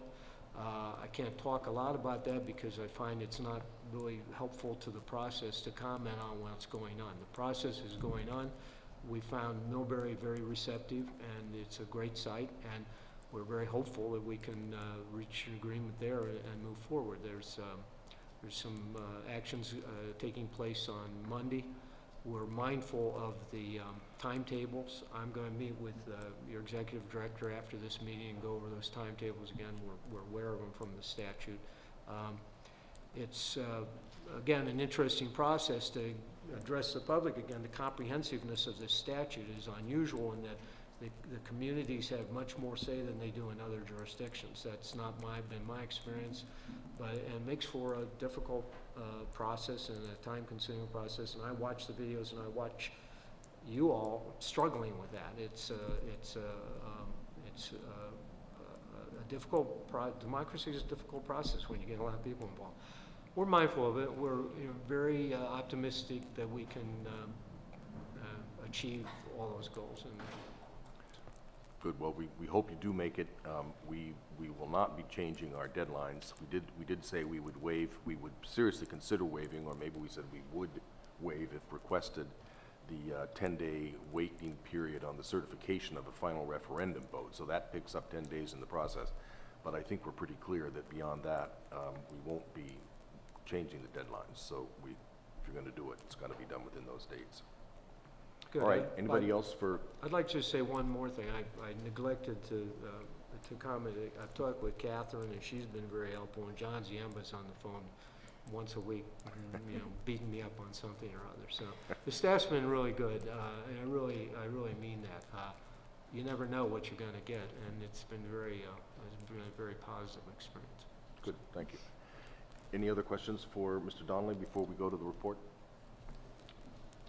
Director Wells, Okay. So, grab the mic. okay. So, as a preliminary matter on the report, the report was submitted and completed before the Worcester deal was terminated. So the Worcester references in the report are no longer applicable, obviously, and they're now working on that site in Millbury. So that will be updated for the commission as we receive that information. Also, I received a letter from Mr. Donnelly just regarding the report and some issues he had about some particular facts. I always welcome that if there's any concern about some information in the report, and we've talked, and we'll work all those issues out. He just basically wanted to preserve the record on that, which I find completely appropriate. So we'll go forward with that in concert. As you start, could I just interject to say that and you mentioned this before, Director Wells, the report that we have before us is 88 pages in length. Yes, yes. And is accompanied by your cover letter, which is 11 pages in length, and then there's an executive summary of about 3 pages, and that's what we have. Correct. And are going to use in this meeting. Correct, and that is the exhibit before you today. Okay. The nature of these investigations, there's a lot of personal and confidential information that is explored by the IEB. It's something that would not be appropriate for public disclosure and not legal for public disclosure. So we have a redacted version of the report for consideration in public and for the commissioners to consider as part of this hearing. So, I'm well aware that the commissioners have read the report before them today, so I'll just give somewhat of a summary overview and hit some of the high points. I also have the consultants here. Given that they were so involved in sort of the details of the investigation and have such considerable gaming experience, I'll defer to them on some specific questions that the commissioners may have and some of the issues. The applicant before you today is Mass Gaming and Entertainment, LLC, which was established in August 9th of 2011, basically for the purpose of tendering this application. So this entity itself does not have a regulatory or business history because this entity was formed in order to try to do business in Massachusetts as a licensee. It's basically owned by a cadre of 5 trusts. Mass Gaming and Entertainment LLC is associated with Rush Street Gaming Partners, which owns Rush Street Gaming. Now, Rush Street Gaming is more the operational entity for some of the companies that we'll talk about during the course of the presentation and have worked in casino operations. The investigation conducted a comprehensive, in-depth inquiry into all of those persons and entities whose qualifications are a statutory and regulatory precondition to the suitability of the applicant. That is qualifiers. People who would have either a certain percentage of interest or a certain direct or control over the entity itself that we really want to look into to make sure we know who we're dealing with, who's going to have power and control over the casino, and who's going to really be doing in business in Massachusetts. So we are comfortable that the people that are coming here, into our home state are going to be people that are going to be able to comply with the law, that are going to be regulated easily, and that are going to do good work. In this case, that involved 19 individual yet related investigations. So we had 8 entities and 11 individuals who were identified as qualifiers, and they had to submit, as referenced, either business disclosure, entity disclosure forms, personal history disclosure forms, Massachusetts supplemental. There's a lot of information that they were required to provide to the IEB so that we could conduct this investigation.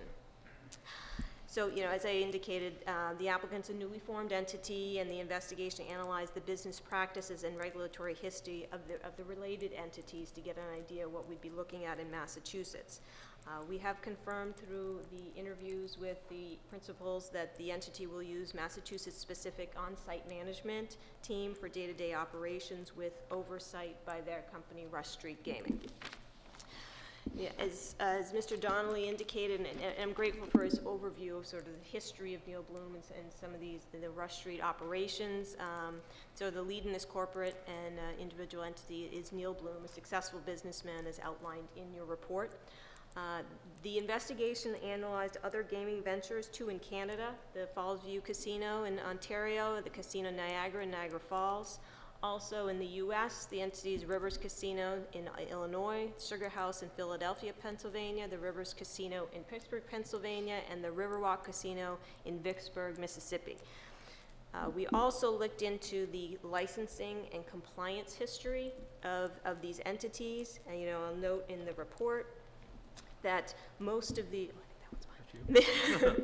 that what's significant, as part of the investigation, we look at if there are violations. In the gaming industry, it is extremely common for there to be violations, as Mr. Donnelly has said, that these things happen.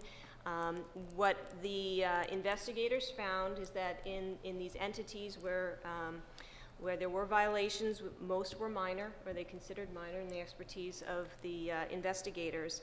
And what we found particularly significant was that generally the issues were self-reported, and that corrective action that was taken appears to be effective. So that is particularly significant as a regulator, because there is an element of trust involved, that if things happen, the entity is supposed to report to the commission involved in oversight of the entity. And if that self-reporting there is a practice of that happening, that is something in the favor of the applicant, because they're not hiding things, they're not being deceptive, and they're truly working with the commission. So we did find that. The consultants can put the violations more in context, because they understand this is new for Massachusetts and for the commissioners. So if there's any specific questions about the violations and fines and put them in context, I'll defer to the consultants if you have any questions on that. I will comment there. There are some issues that we looked at. One thing that is part of my recommendation is regarding the audit committee of the applicant, and I'll just read from my cover letter so it's clear on the record. That the IEB does raise concern regarding the structure of audit committees within the various entities that the applicant and its related companies operate. As noted in the findings of fact, Gregory Carlin is a member of the audit committees of Holdings Acquisition Company, LP Rivers Casino, and HSP Gaming LP Sugar House Casino. Mr. Carlin also serves as President and Chief Executive Officer of Rush Street Gaming LLC, the entity that provides oversight services to all of the Blooms Company's operating casinos. Essentially, the purpose of an audit committee is to provide oversight of management. The presence of management personnel in the audit committee raises a potential conflict of interest, management overseeing itself.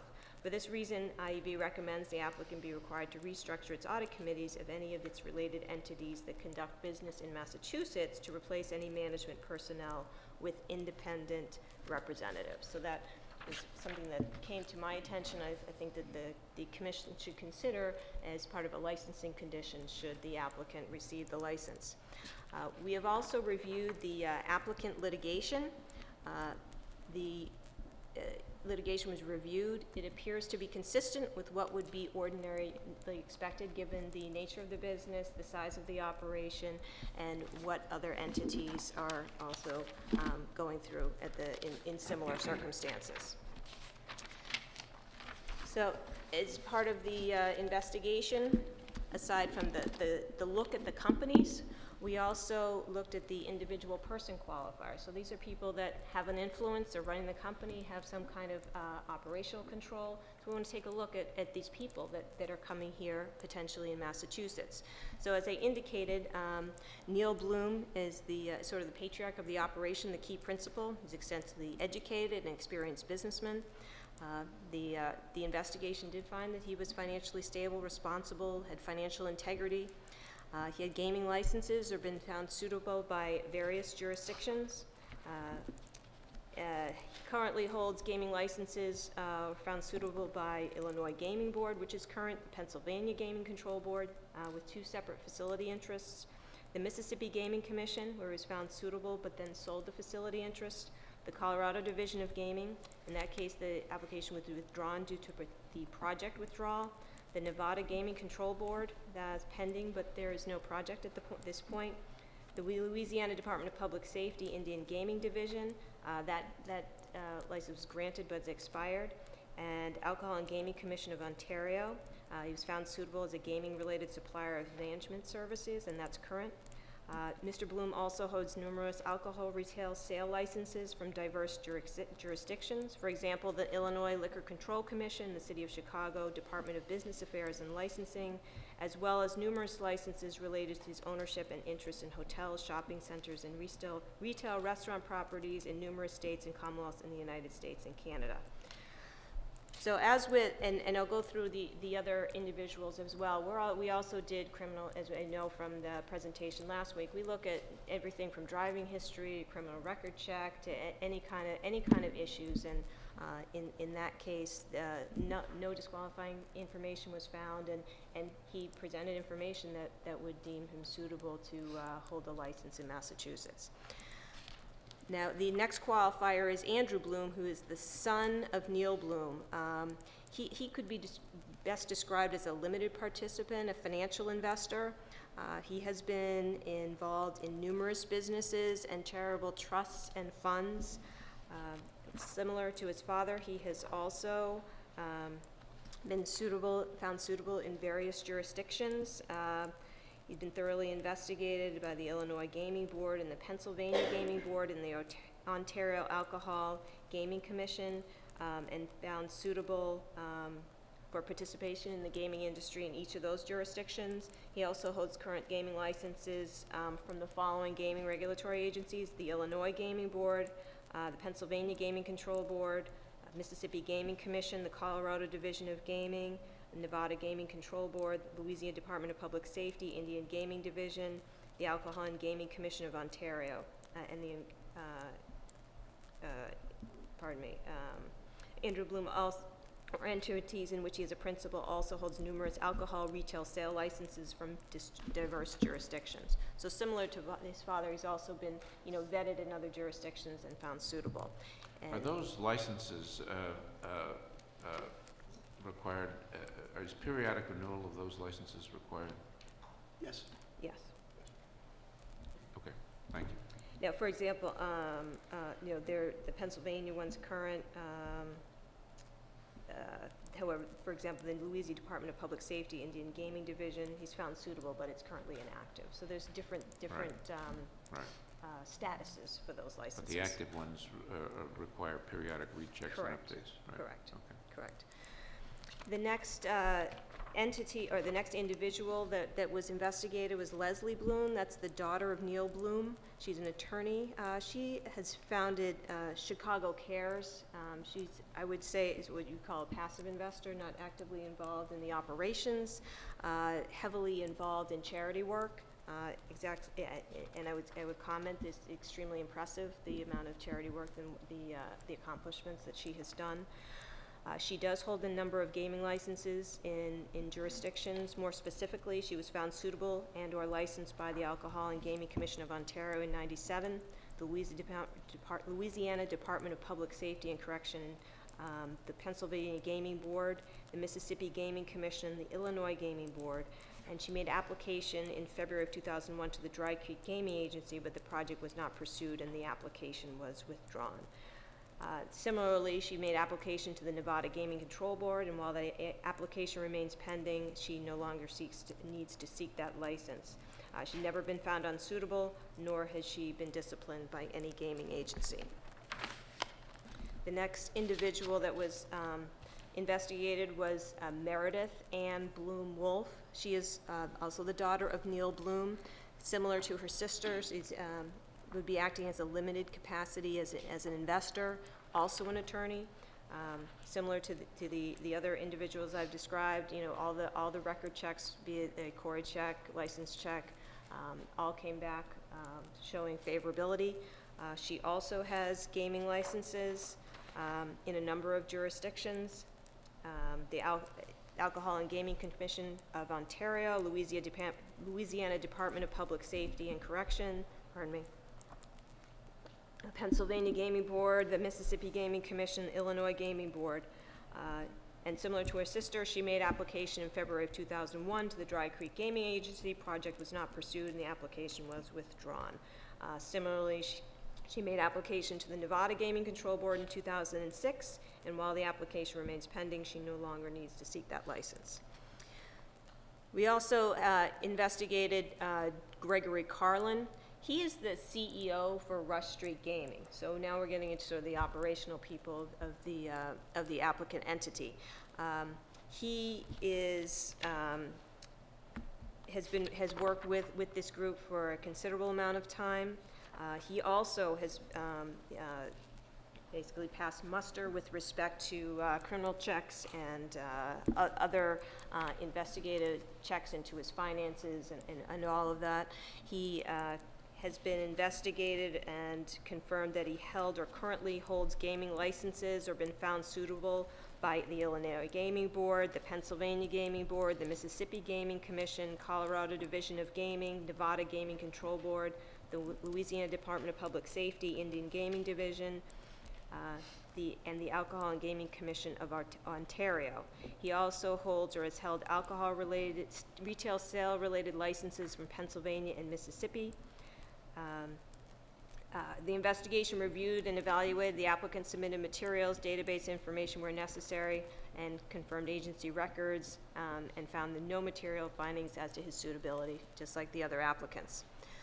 The next individual that was investigated is David Patent. He is the Chief Operating Officer and President of Rush Street Gaming.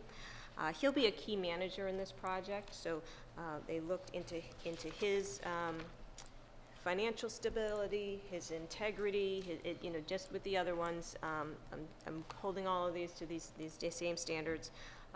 Similar to the others, he was also holds gaming licenses. I won't go through all of them, so it's getting a little repetitive, but similar to the other ones, he's in other jurisdictions, he has been investigated and found suitable. The other individual that has been investigated is Timothy Dreckoff. He is the Chief Financial Officer of Rush Street Gaming. similar to the other qualifiers that have been investigated. Everything that was presented to him showed, in our opinion, by clear and convincing evidence that he would be suitable. He also holds gaming licenses in other jurisdictions and has been vetted by other agencies and other jurisdictions. And the next individual that was, and I think that was investigated is Zaletta Wyatt. She is the Vice President of Strategic Planning and Operations for Rush Street Gaming. She's someone that worked her way up through the industry, starting and moving up in different positions. She was similar to the other qualifiers, investigated and provided information to confirm her suitability in the opinion of the investigators, and also holds gaming licenses and was investigated by other jurisdictions and found suitable. There was, I will comment on her, she was the subject of one regulatory proceeding. That was after her licensing in 2002.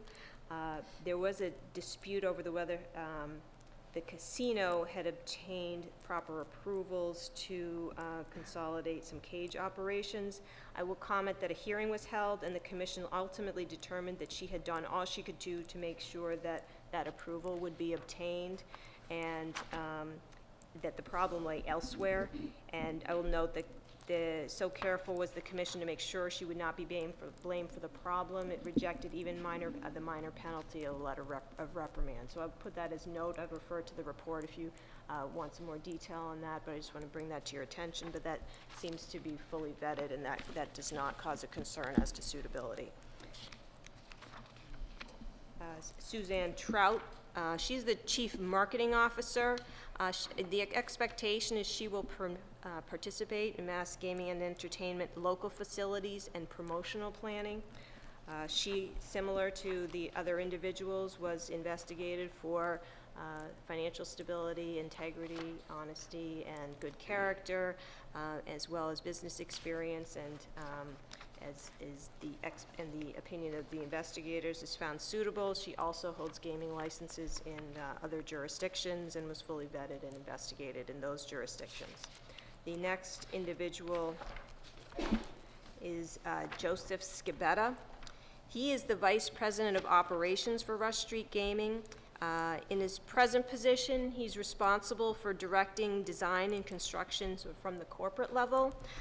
The expectation is he will work with architects and designers in Massachusetts on the project. He'll also participate in the hiring phase. He describes himself as sort of acting as a VP of Human Resources for the Rush Street operation. The expectation is also that he will spend time with the local community, keeping folks informed of what's going on with the project. So he's the boots on the ground liaison with the community members. Similar to the other applicants, he was vetted under the same criteria, found that he had presented sufficient evidence that he was suitable for licensure, also has gaming licenses in Pennsylvania, Illinois, and Indiana. He's held a Nevada license that has since expired. Those licenses are currently in good standing. And the final individual that has been investigated is James, I'm going to pronounce this wrong, but Jebzinski. He is the Director of Slot Performance and Analytics at Rush Street Gaming. He was investigated and evaluated like the others, similar to the others. He also has applied for a gaming license in Pennsylvania. That application is pending. He previously held licenses in Illinois and Indiana, but those licenses have expired, never been found unsuitable, nor has he personally been disciplined by any gaming agency. So they did look into those individuals. The application before you for Mass Gaming Entertainment, also has, there were 5 trusts: the Niels G. Bloom Family Descendants Trust, the 2002 AGB Family Dynasty Trust, the 2002 LNB Family Dynasty Trust, the Meredith A. Bloom 2006 Family, I think there's a GST Trust, and the Carlin Dynasty Trust. So the investigators also looked into the trusts, where the money came from, what the money's used for, and found no issues of concern with those trusts. Basically, these trusts are created in order to enable a fair distribution of these assets for the Bloom family and their associates. Okay.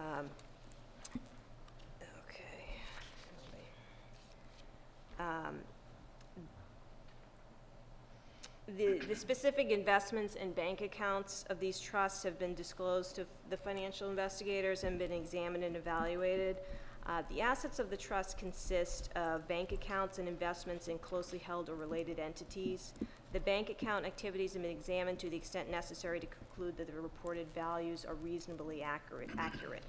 The investments in closely held and related entities represent a large majority of the trust assets. Insofar as these are not investments in publicly traded entities, the valuation given to each investment can't be ascertained with certainty. However, based on the financial investigators' review of the tax documents and other financial statements on which the activities of the closely held or related party entities are reported, the valuation assigned to the trust investment is not unreasonable. So if the commission is looking for any more detail on that, I will defer to the consultants on that.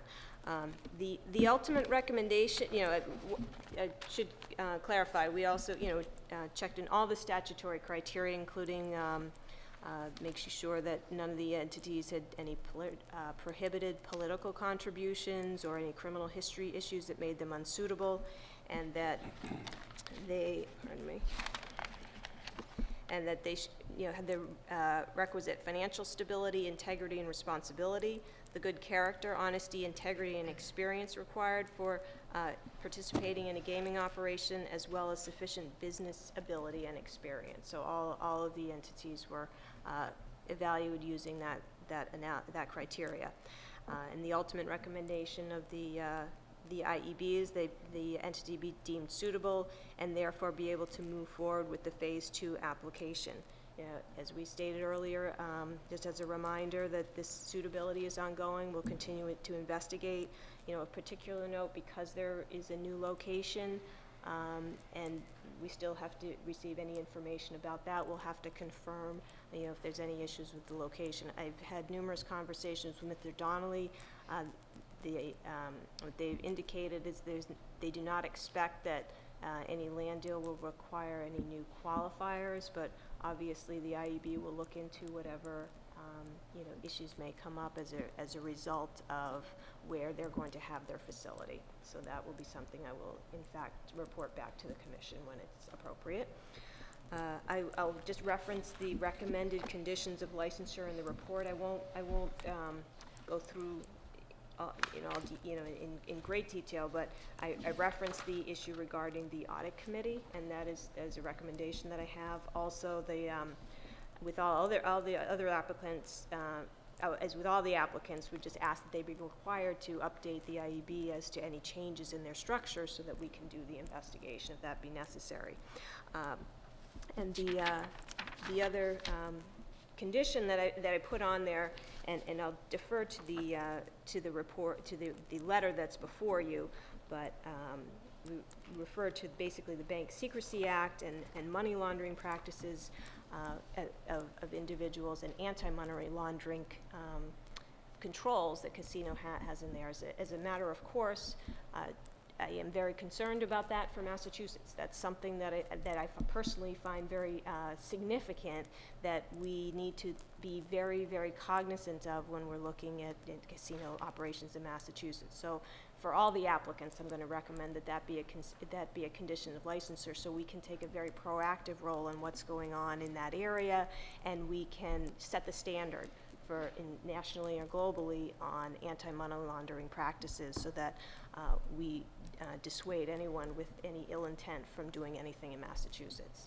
So that, as Commissioner McHugh mentioned earlier, we still have sort of the financing piece and the details of the financing.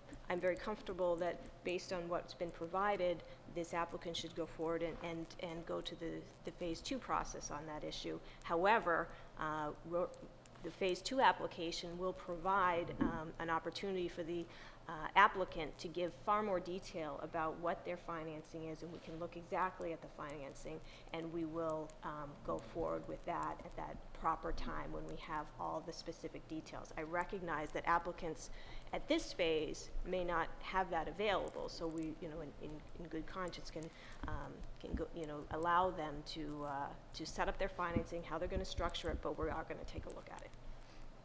So I have, that sort of concludes the overview. I have the consultants here who did the yeoman's work on this project, did a fantastic job, and can probably answer some of the specific questions that I may not have addressed. Director, I had a couple of questions on process. Yes.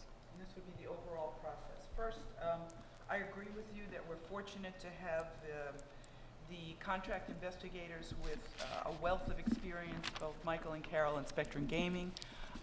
What I was interested in is, I, of course, take note that our state police assigned to the IEB have been traveling quite a bit on business with investigative responsibilities.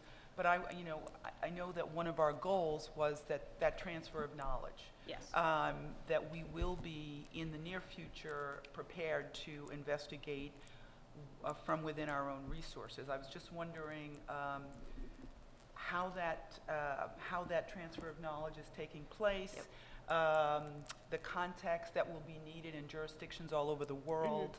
Mm-hmm. Are we able to, do you feel like that piece is happening in a timely manner, and you're pleased with the progress? Yes, I am definitely pleased with the progress. You know, gaming is new in Massachusetts, so we had a director and members of the Gaming Enforcement Unit of the State Police that had never done this type of work before, and as part of the, you know, the contract with the, our investigators was to teach us and see what's happening. The amount of information that we have learned over the past several months during this these investigations, I can't even articulate, because it has been such a wealth of knowledge. I found that the consultants not only are doing a good job with the investigation, but doing an outstanding job in training our investigators on how to do these kinds of investigations on our own. Now, the nature of a suitability investigation is you sort of do it at the onset. So it's a massive undertaking. Now, once the investigations are done and casinos are licensed, the nature of the IED and what the investigators are going to be doing will change, because they'll be doing background investigations for licensees. And they're also going to be investigating, you know, any kind of regulatory issues at the casinos. But the background information that the consultants are providing and the training and education that the investigators are getting is invaluable to doing that kind of work as you go forward, because we are really getting to know these companies and how this industry operates and what to look for and how to ask the questions. We have state police going along with investigators on interviews, and they're looking at documents, they're being trained on how to look at the documents, what to look for, and it's been a very positive experience. Thank you. I also had a question about, you mentioned many times licensed in other jurisdictions. I was wondering how much information other jurisdictions were willing to share with us. Mm-hmm. And secondly, it appears to me in reading the report that we independently verified that information and just did not take that on face value, but I'd like to hear more about the sharing of information and how we independently verified that. Right. One of the steps that we took, at the outset was to make sure that, we teamed up with members of the Massachusetts State Police and our investigators. What we did, to even go back a little bit to the earlier question, one of the things we wanted to do was introduce Massachusetts existing officials, to as many of our contacts in the industry that have over the years proven to be of high integrity and reliable. And with that in hand, we started to establish what we could call the Massachusetts Gaming Commission interagency reputation. You have to crawl before you walk, obviously, and there's steps you have to go through. Each agency has different standards of sharing. I could say that we now have achieved, after these 6 months, a good working relationship with all of the key agencies.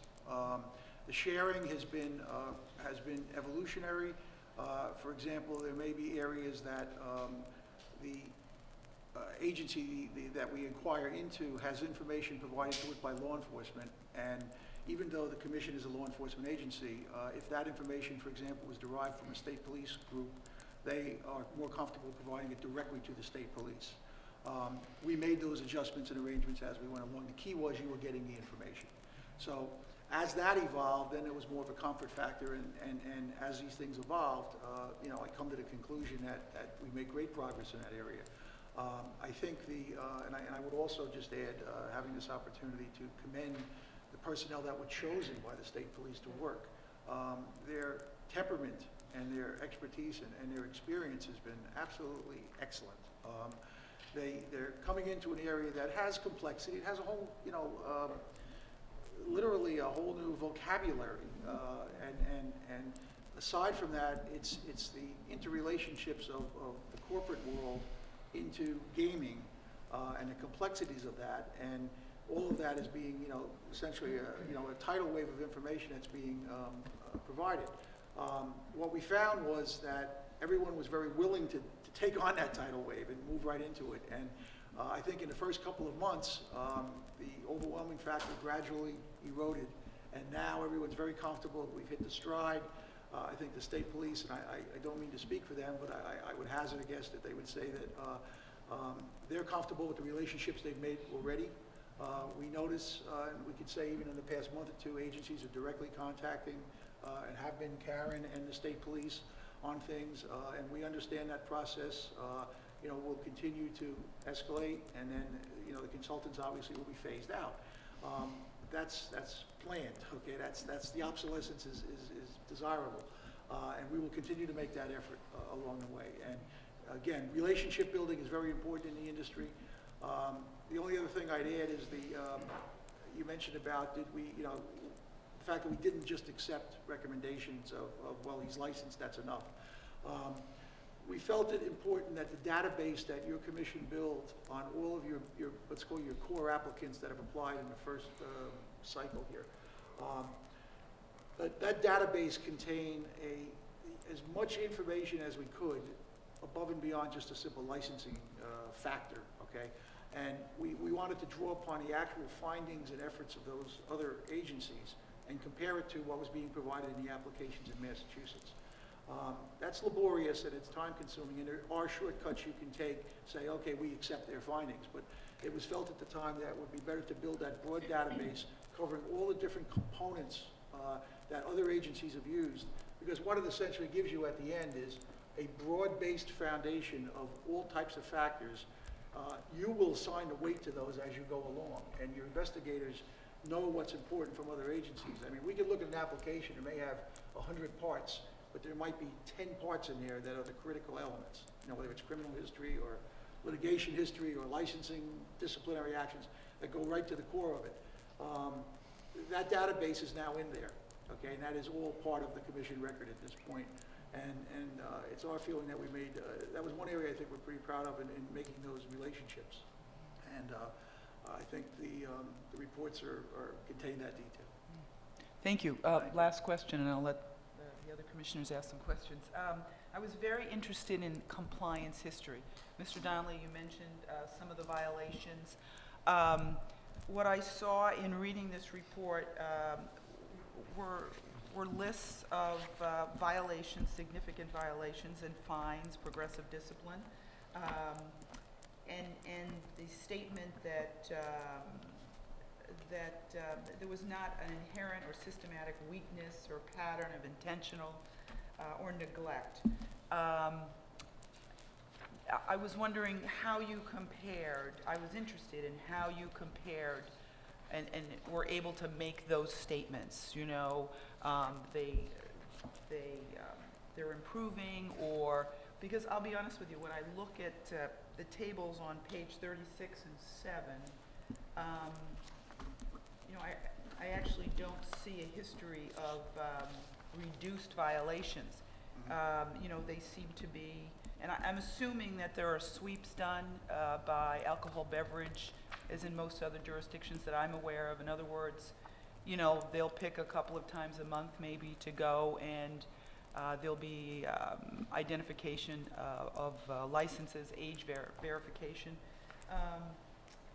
But you were able to ascertain that this is within the course of doing business, this is not unusual and/or necessarily high. Is that compared to other facilities in the jurisdiction, or is that your overall knowledge of what would be acceptable? I can answer that rather than John, I think. The comparison that was done included both the host jurisdiction for the facilities as well as what we have experienced in the industry as a whole.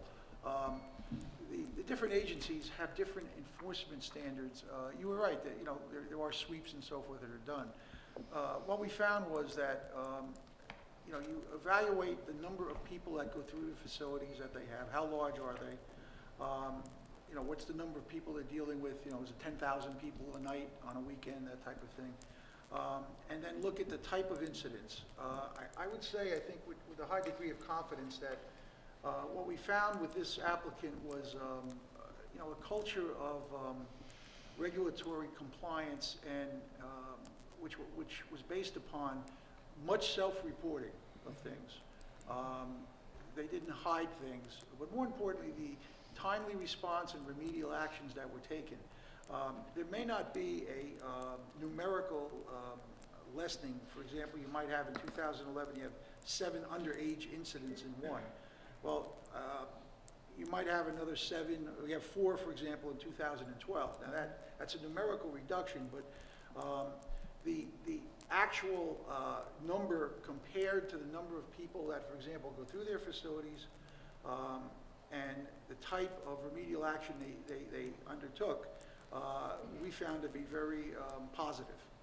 I also might say that, particularly in the Rivers Casino, and you look at this, you'll notice that seems to be the area where the most violations are. That was the casino where they inherited the property, so to speak, that was still being developed. In talking to their executives and Mr. Donnelly, they explained to us a factor that I thought was significant. The egress and ingress points, the ingress points of a facility in modern casino design, effective casino design, you know, they're what's called a choke point where people go through security and you narrow down the rush so that security can look for underage people and check, you know, effectively check identifications and so forth and weed out kids that are trying to get in. And as Karen mentioned before, that's a continuing thing. That will always be the case.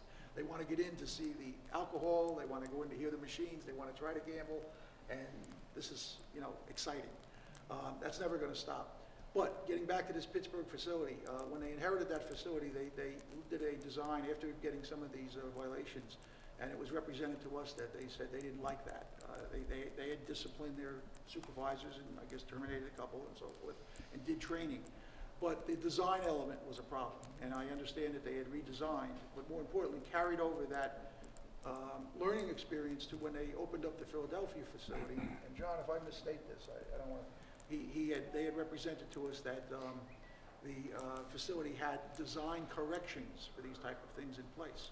Now, that same evolutionary learning curve will be brought to Massachusetts. And John, if you want to add to that, No, I think what you said is more than adequate. Kids do try to get in. It's, I mean, you will experience some things that will shock you later on. I mean, people come into the casino with their kids and stand by and encourage their kids to play slot machines. I find that stunning, but I see it. There are different ways to approach that. A lot of kids have false IDs, too, and with computers now, the false IDs are more and more sophisticated. That said, I want to make one point to the public. No casino's interested in having a kid in their casino. Kids don't have any money. They're just trouble. And nobody should, in the public, should think someone is trying to entice a kid into the casino. It's absolutely the contrary. We don't want them. and we are in favor of penalties to the kids. New Jersey takes away driver's license. And that's, now what's the relationship between a driver's license, you give them 6 months suspension, what's the relationship between gambling or trying to get in a casino and driver's license? Nothing. But what does a kid want? Driver's license. So that's effective. I would love to see the parents brought into these sometimes. As I said, I've seen cases where parents encourage their kids to come into casinos. There should be something done with those parents. But I want to emphasize that we don't want kids in the casino. They're no use to us at all. They have no value. They shouldn't be in a casino and so on. And we do everything that I think is physically and humanly possible to stop them. Guards at the gates, check, we roam around, we have surveillance looking at them, looking at the floor at all times. And as Bob pointed out, the vast majority of these are self-reported violations where guards will go around and find somebody who looks young and card them again and say, and by the way, we won't pay jackpots if something else the public should learn. If some kid gets in a casino in any jurisdiction, and I'm sure in Massachusetts too, and thinks they're going to win money, forget it, because if we find out, we won't pay the jackpots. They'll forfeit them to the state. So there's no reason they should be in. Forfeit them to the state? That, Oh, nice. that message should go out long. That message should go out. But no, I will echo what also what was said. The history of compliance here is not unusual. There are some of the numbers, if we sat here and put the numbers, kids that are turned away, they would be very, very, very high. Some fish are going to get through that net. The only thing that we can do in those cases is what we do. We self-report. And by the way, our statistics, I think, in some way we can be a bit proud of them because they're driven by self-reporting. So we're not trying to hide the ball when it happens. And I wish in a lot of jurisdictions there could be penalties that would really deter a kid from even thinking about going into the casino. And I think it works a little. Well, that's a worthwhile suggestion. We'll think about that. And by the way, back to the Jersey experience, I'm a private practitioner too. It's not uncommon for me to get a call from a parent who says, well, I want my son, or daughter was in the casino and got picked up, and I don't want them to lose their license, and I want the blemish on. And the courts in New Jersey, I tell these clients, there's nothing I can do. They're going to be prosecuted, they're going to lose their license, they're going to get the black mark, you can maybe expunge it later on. It's not, a horrible black mark, but there's nothing I can do. And that word has gotten out among the kids in New Jersey. If you get caught in a casino, you're going to lose your license. Just Okay. as a side note, we do have that in Massachusetts for tagging, and that, I think that For what? for tagging for graffiti for Oh. kids, so that, just as a prosecutor, juvenile court. And that is I fine. think it's, this has been said many times to me from compliance folks is, pay attention in the design, because that can be very, very helpful for compliance on a number of levels. So, thank you. Commissioner McHugh? I want to correct something that I said at the beginning. When I was saying how many documents we had in front of us, I said that the executive summary was about 3 pages. It's actually 7, and I want the record to reflect that. I wondered why redesign of the audit committee was a condition of the license rather than a condition of suitability. I think that's more that is a very simple fix that the commission can easily enforce. So it's not something where we have concerns about an individual or need more information or need them to explain something more. It's a very hard and fast issue that can be addressed at the licensing stage, and I don't think that the applicant had any issues with that, and we discussed that. So it was a very simple solution that could be easily addressed and didn't need the whole process of questioning suitability. May I address that? Surely. Thank you, Commissioner. I want a couple things. One, the audit committee that we set up originally was voluntary, that there was no Sarbanes-Oxley requirement under those entities when they originally set up. Rush Street Gaming, the parent oversight entity, is indeed an oversight entity, and it began as an oversight entity. It has morphed to some degree, as was pointed out, that into some operational elements, and it's serving now as more of an umbrella organization. The person who's on that audit committee is part of the oversight entity, and although there are two audit committees, one in Pittsburgh and one in Philadelphia, and the role of that oversight audit committee is to provide oversight on the operations of the property. So it is I think, and was deemed effective, and the Pennsylvania regulators were acceptable with that. That said, this issue arose during the investigation, and we have absolutely no objection to having, not having anyone from Rush Street on the audit committee in Massachusetts, and we would, even if not required, establish an audit committee in Massachusetts. So. All right, thank you. My only other question was one that Commissioner Cameron already has touched on and you've responded to. But drilling down one more level, it did strike me that the self-reporting was admirable. The lack of any intentional disregard of regulatory compliance struck me as a sound and sensible conclusion from this. But I must say I was troubled by the number of incidents and the fact that they didn't seem to disappear, notwithstanding the substantial fines that were imposed and the training regimens that were instituted. February 15 of 2011 in Rivers, for example, was 7 incidents that began in June and went through January, and then there was the fine and the retraining. But in November 20, there are 4 more that begin right at the beginning of the year where the other ones left off. So and then a year later in Sugar House in Philadelphia, there is another 7 about in the middle of the retraining or shortly after the retraining in Pittsburgh. So on an enterprise basis, I was concerned with the effectiveness of the regulatory machinery.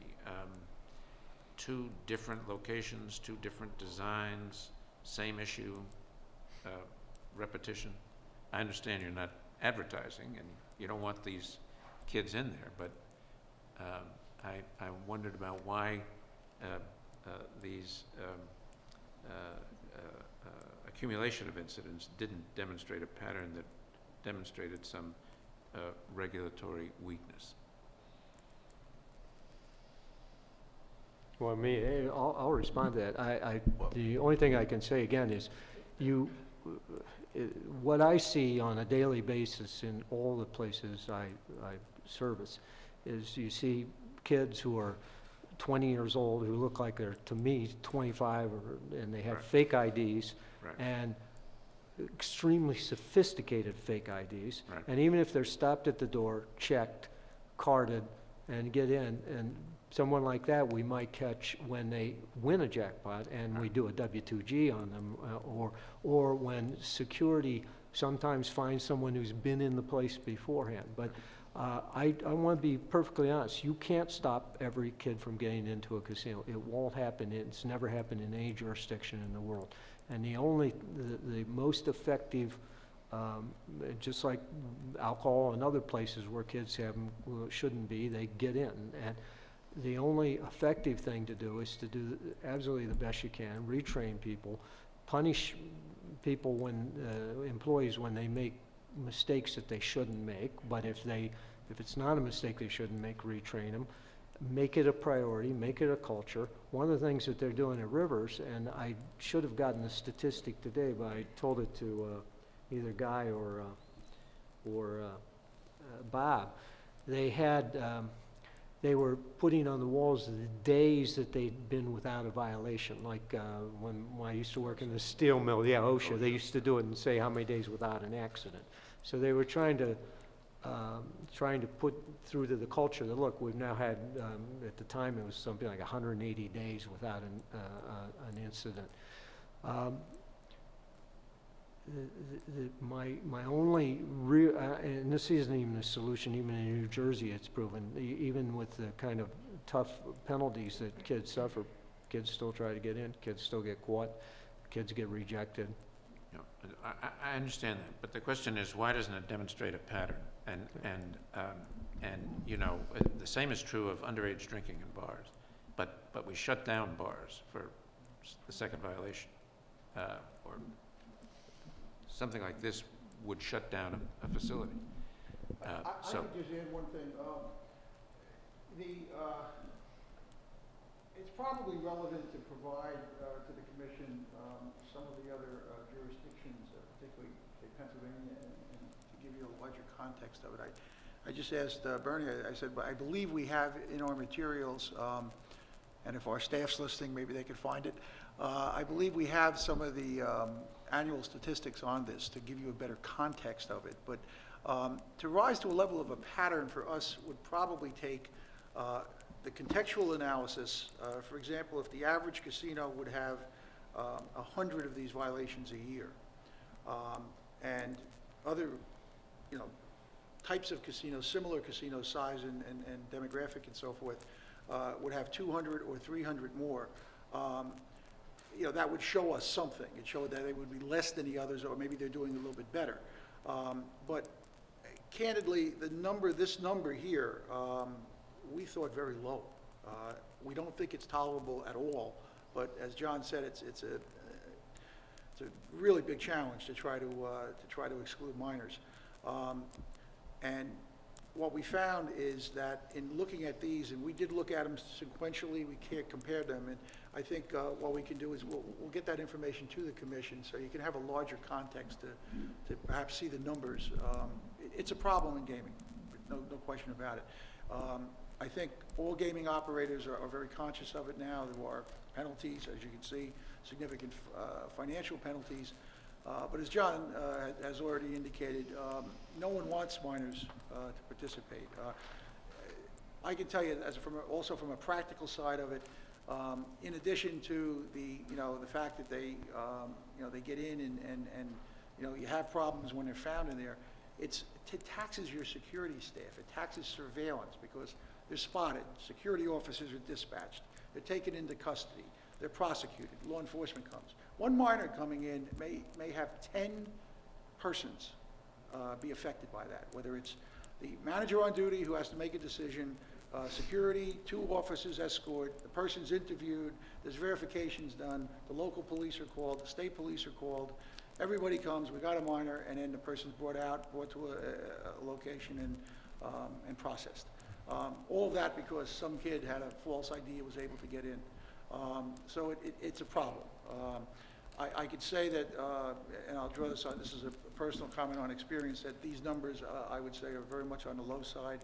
But I think to give you a larger context, let us get some industry-wide stuff for you so that it would be helpful, I think. And I also want to emphasize again, we self-report. So our numbers reflect vigorous self-reporting. So if we find a kid on the floor, even though he isn't arrested, even though no one would know unless we self-report, we self-report. Is it I think that's voluntary? it. Oh, Is can it I add one? Is it voluntary to self-report? Other casinos don't? I know what we do. We self-report. Not all casinos do. And one thing I just wanted to point out, one other statistic, Judge. What this doesn't show is how many minors are turned away by Right. effective security. Right. I can remember in bars when kids would try to sneak in, if you go a year, you would see fake IDs that were seized would fill a shoebox, on any given weekend. In here, the number of when I say here, in this industry, when the number of minors that are turned away is astronomical. Okay, they all try, but I think getting you some contextual numbers, this will be helpful to you. Okay, thank you. You're welcome. Commissioner Zuniga? Yeah, I had a question relative to what appears here on page 37 and 38 of the report. An unpermitted work and discharge of dredge during the construction of the Rivers Casino. I was just wondering about, if you could expound on the circumstances around it, whether there was an oversight failure of the contractor. I know the applicant was not necessarily party to the settlement, but if you can expound on those circumstances or the lessons learned or what have you. Is that the question? Yeah, for it's the a question for the What's team, the or issue? for the Dredge thing. Oh, this is in This is what you were talking Sugar about. House? Yeah. Sugar House. Oh. Yes. Well, first of all, let me put this in some context. In the city of Philadelphia, there are, city like, probably like Boston too, it's an old city that's been there for quite a while. There are outflows which handle stormwater.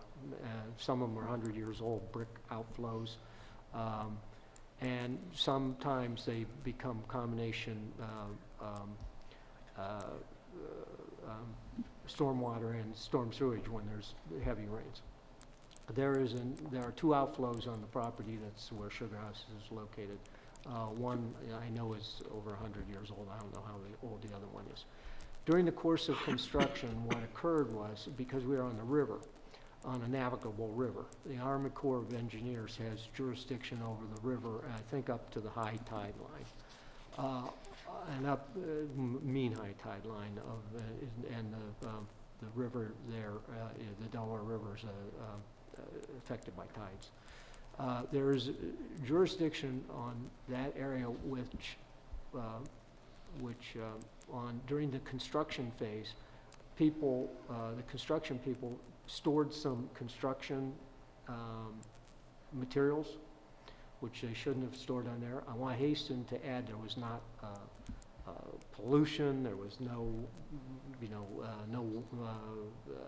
toxic chemicals or chemical or anything fluid into the, there was a matter of storing materials on ground that the Army Corps had jurisdiction over. And there was, as to one of these outflows, there were bricks that fell in and so on, and one of the construction people, as I understand, did some construction repairs on that outflow. Again, no pollution, nothing falling into the river, nothing that affected the environment. Nonetheless, it was argued by the Army Corps that violated their rules. We went into some relatively lengthy discussions. There was never a violation found, and ultimately the company agreed to pay a $25,000 fine and to make a contribution to a charitable entity for the environment. But I think the thing that's most important, A, it wasn't done by the company, it was done by its contractor, but B, it was not, there wasn't a environmental incident associated with it at all. It was in fact, one of the factors was in one case some snow was pushed onto that property, so on. I don't want to minimize them. This shouldn't have happened. It did happen, and but I also don't want people to think that the company engaged in any polluting activity, either consciously or unconsciously. It did not. And right now we're dealing with the Army Corps on expansion that's going on there, and everything's going fine, and we are repairing, as part of the project, we're repairing those outflows so that they will now, if you saw them, they would not look lovely to you, just let me say that. We're repairing them, and they're going to, from a site point of view, be much better, and from a functional point of view, be better too. Just for the record, I mean, it wasn't $25,000, it was $650,000. It was a $25,000 fine, Mr. Chairman, and the remainder was a contribution that we made, not as a fine, but Oh, contribution all to right, a fine and settlement, charitable okay. entity, yes. Okay. Thank you. Anything else, Commissioner Zuniga? Well, just a follow-up on the audit committee question that was already raised. Could you tell us your plans or you've taken steps already towards that, towards having an independent audit committee on other properties? You mentioned Massachusetts, that would not be the case.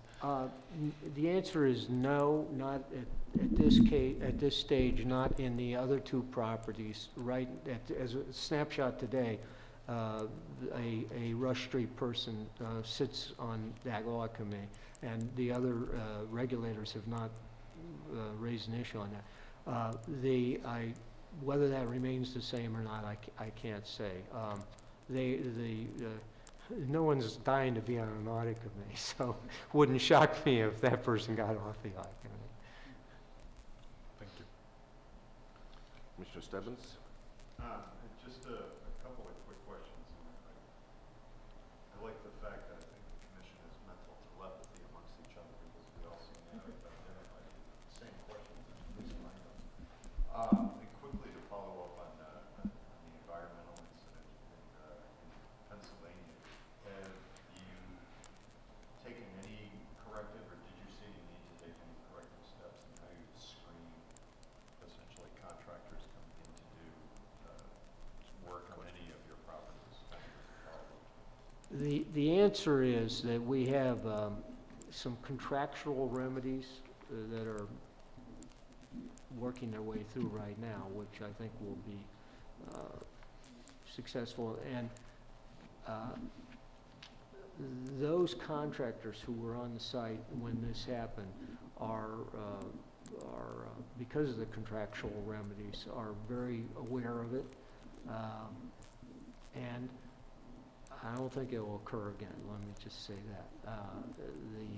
And the Army Corps was very aggressive in asserting its jurisdiction over that piece of ground.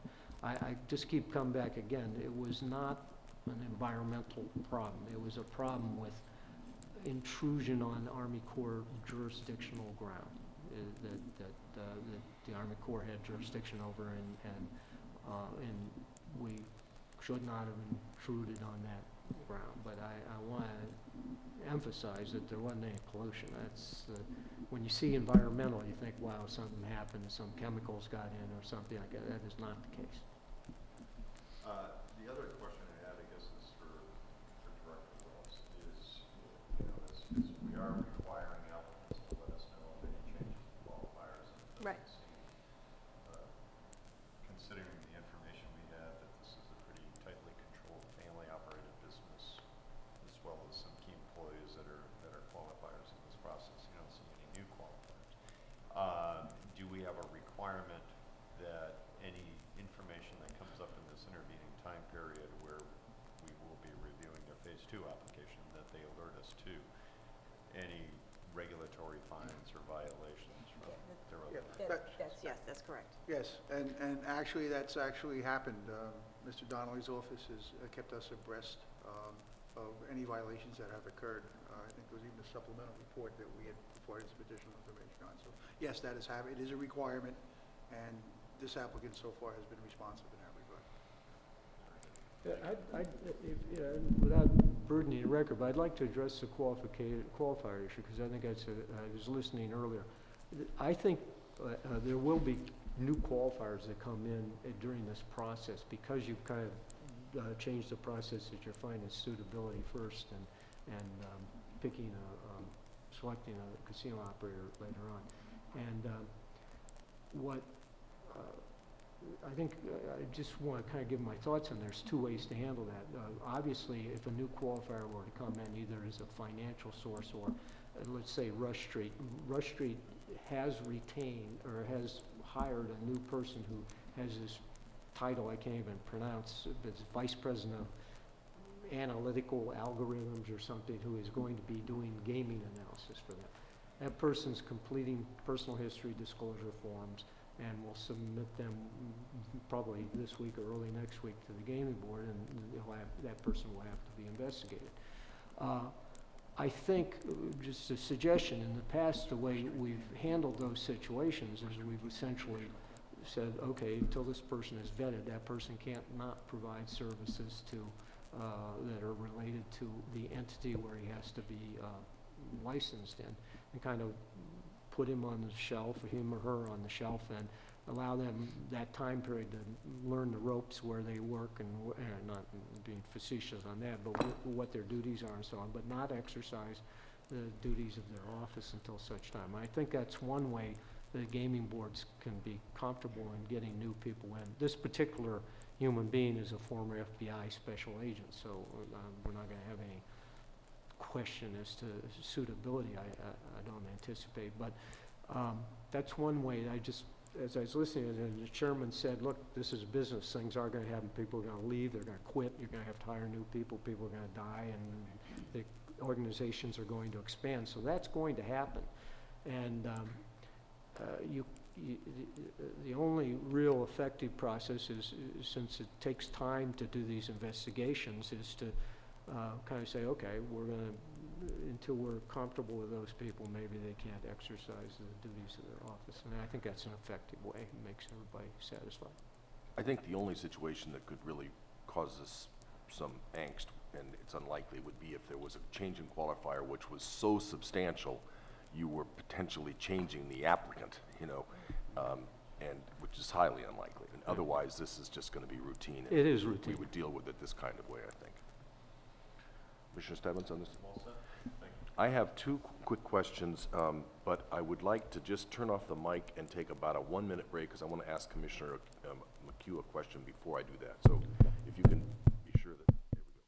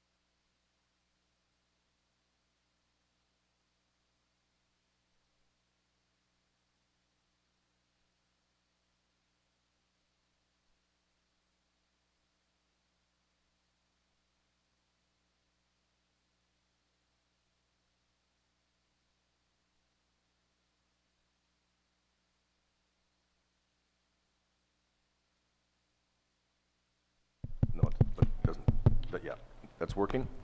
Okay.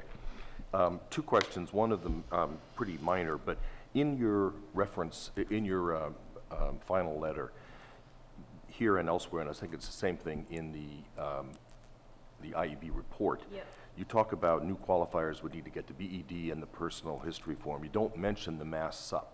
Oh, that may be just an unintentional oversight. If that's required, we would ask for that, yes. Okay, well, it would be required, right? Yes. If it's an individual. Yes, So, right, no, not for a business entity. yeah, okay, so, Right. I mean, that's throughout your letters, it doesn't refer Yep. to that. It Yep. might just as well be sure that gets added in. Yes, absolutely. Okay. Thank you for correcting that. The other one is sort of a issue for Mr. Donnelly, I mean, is an issue for Mr. Donnelly, and relates to a certain extent to this discussion we've been having about the audit.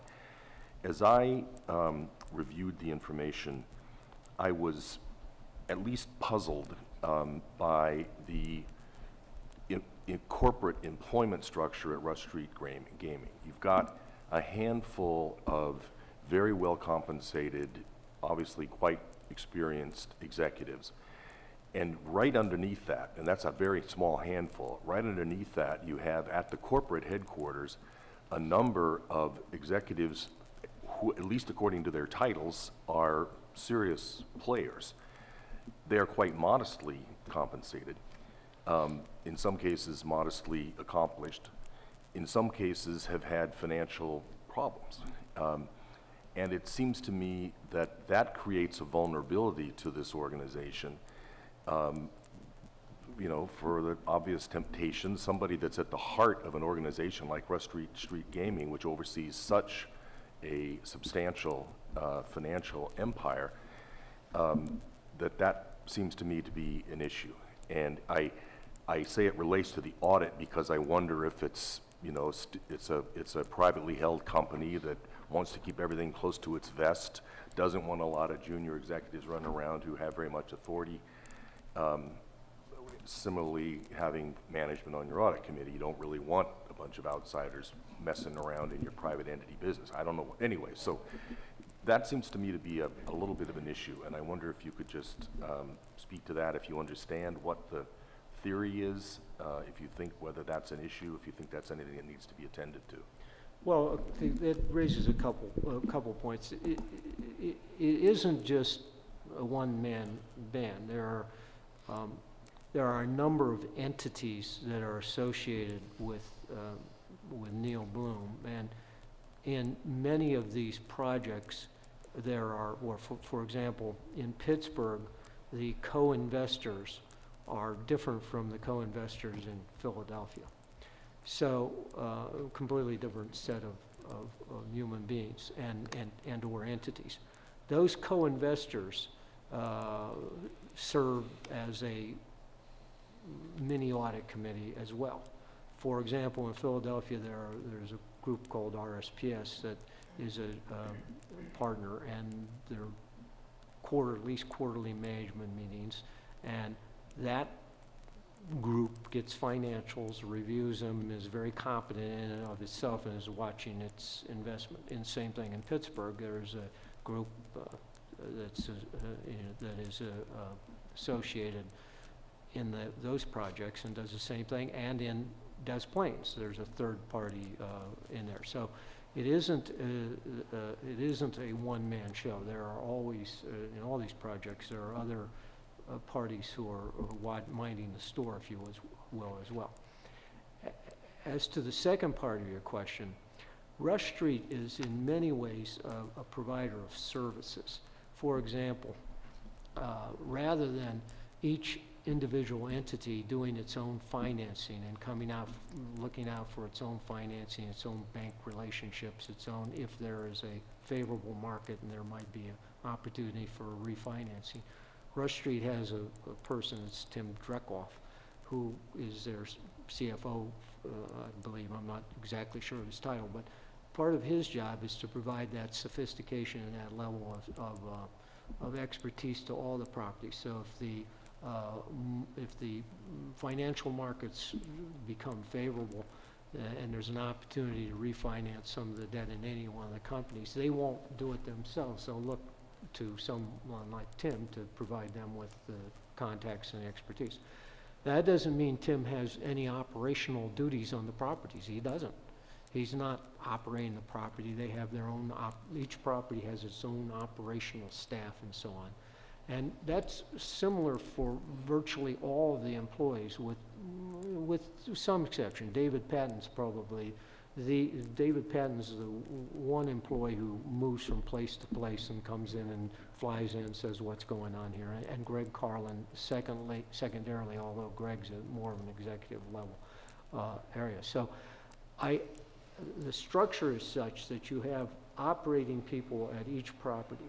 Each property has an internal audit division, and each property has surveillance, security, plus internal audit, and regular accounting audit too.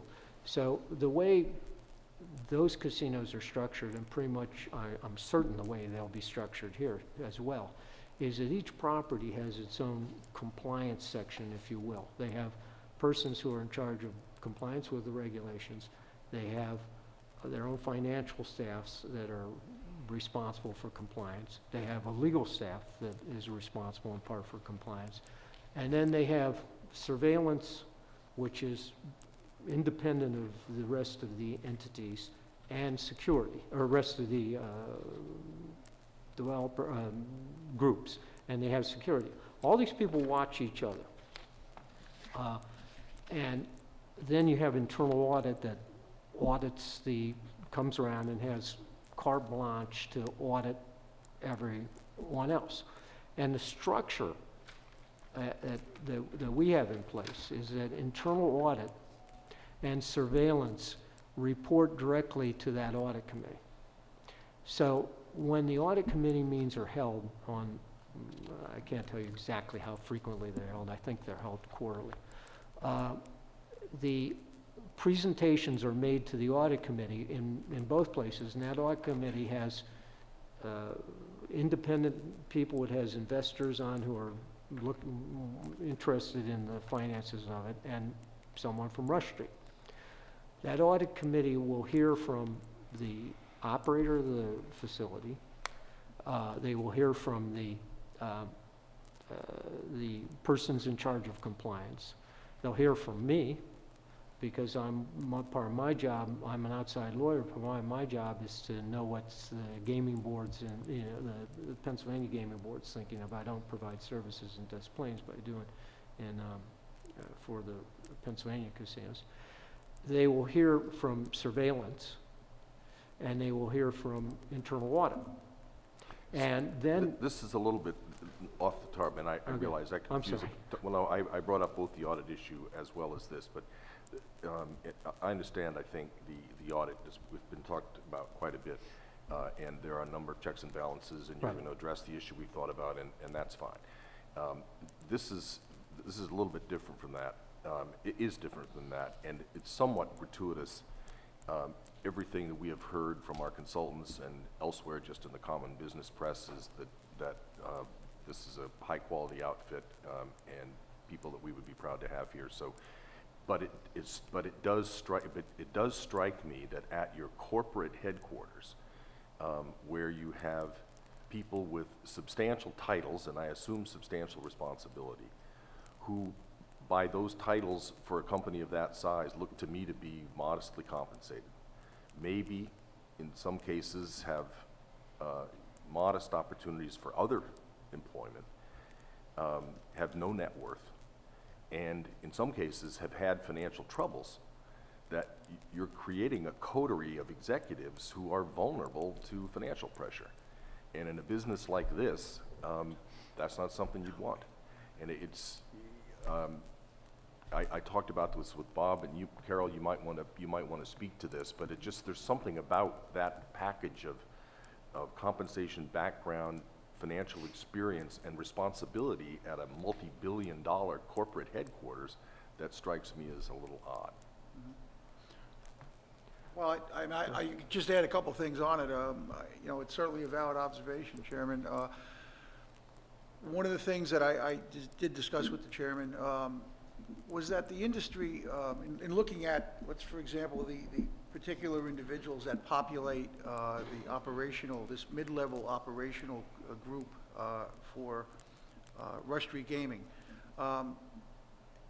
again, not inconsistent with the industry in any way, but a lot of these people who perhaps do not have significant personal wealth come from, and looking at their whole histories, I mean, literally from the time they went through high school on, you'll note that they were in the gaming industry.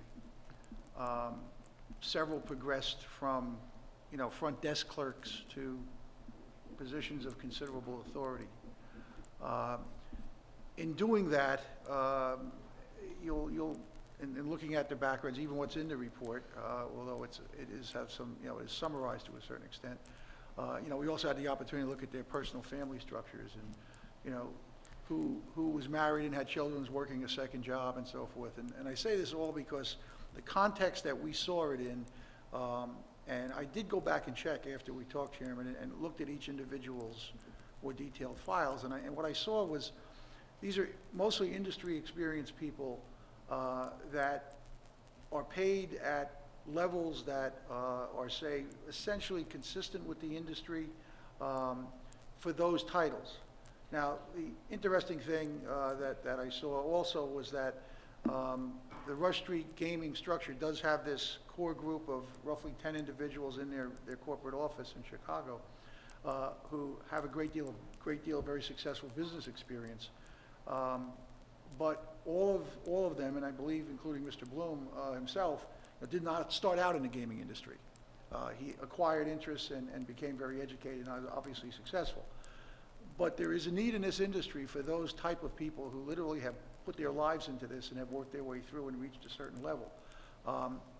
In many cases, it's not at a level that you would have achieved if you had, completed higher education and went into the corporate world.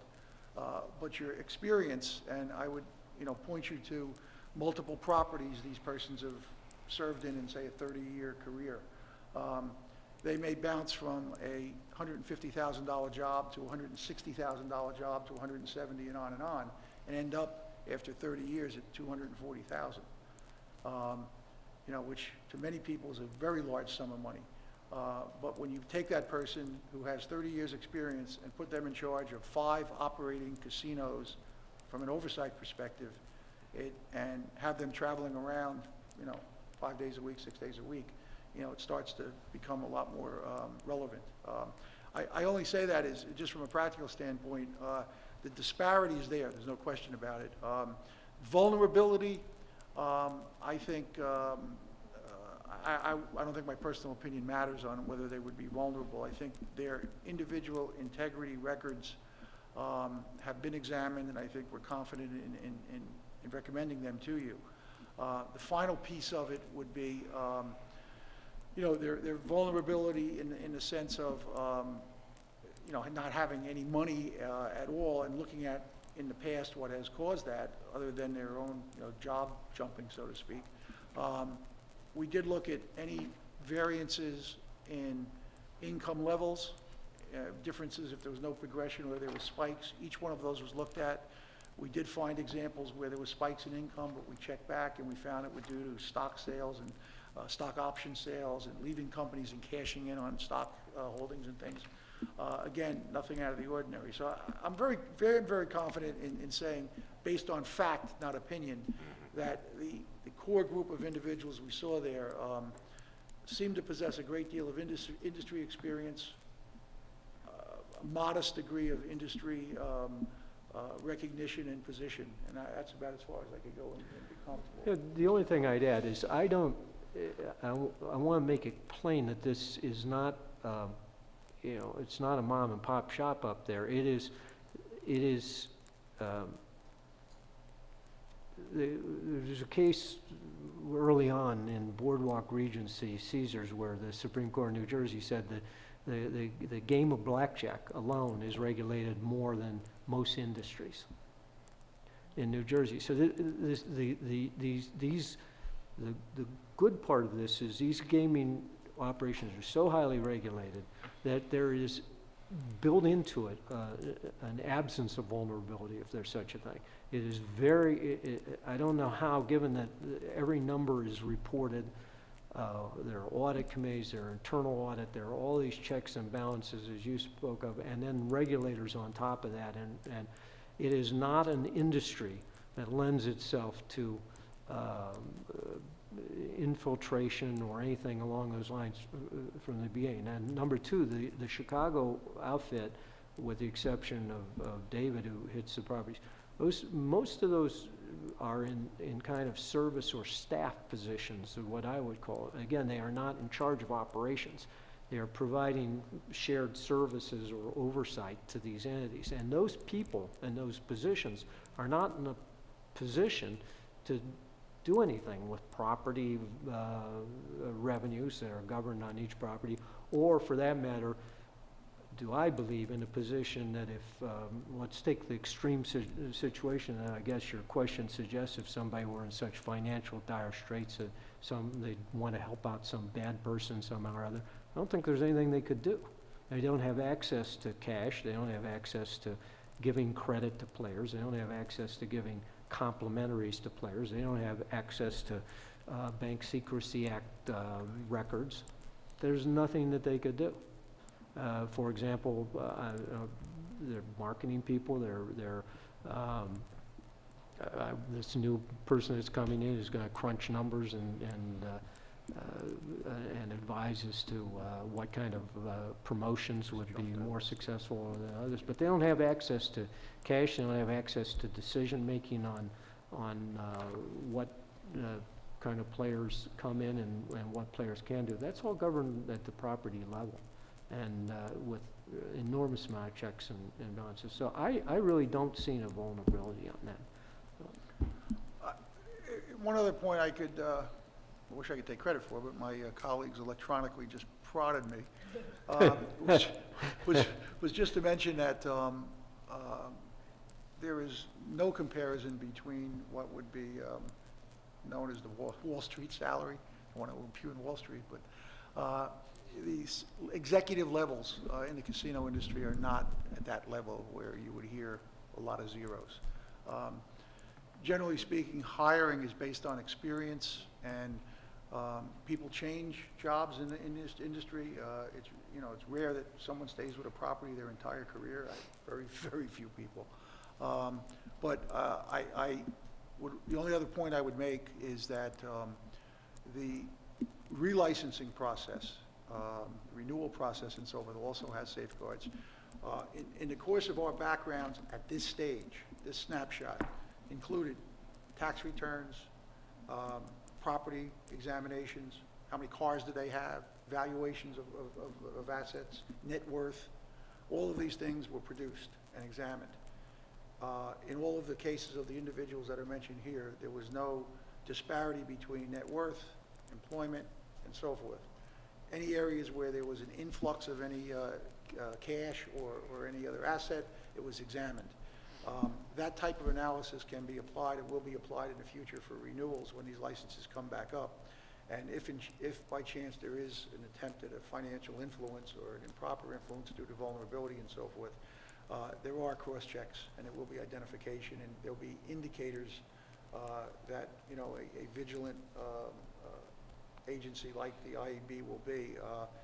We'll have those identifiers available, and I'm confident that that will be built into your system. It is now from a statutory point of view. Regulatory point of view is just adding on top of it. Okay. Anything else, anybody? All right, it is 20 of 1.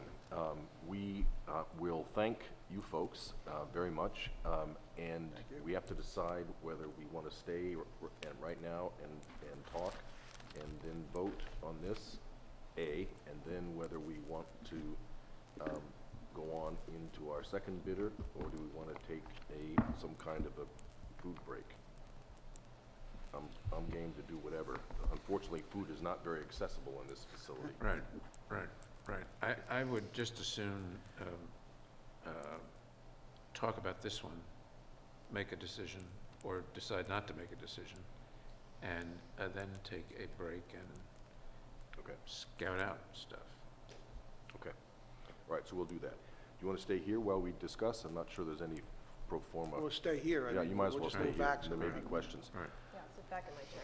All right, so let me just open this up to any discussion from any of the commissioners about the pros and cons, any other questions, whatever. I think all of our questions have been asked and answered satisfactorily from my perspective. I think it's by and large a clean report. I see no issues whatsoever in moving them forward with a positive suitability. I agree with the bottom line. I am prepared to find them suitable. I think the investigation and the report has been thorough, comprehensive. The discussion that we had today has been very productive and very helpful.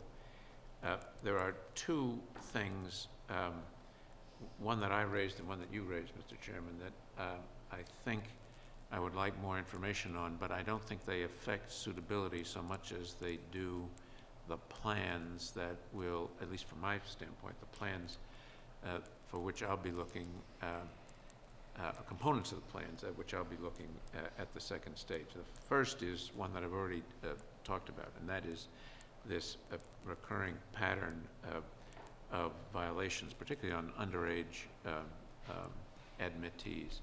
That is both a construction, where are the choke points, and a procedural process, and I will be looking for that as we review the second phase, particularly in the site design phase and the operational phase.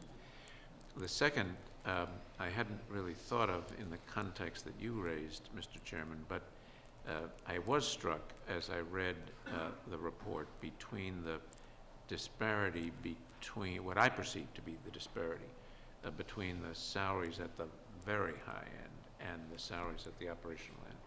And I was thinking about that not so much as in the context of the vulnerability piece, as I was in the context of what does this portend for economic development and a salary structure in the casinos themselves that helped to give good jobs to good people.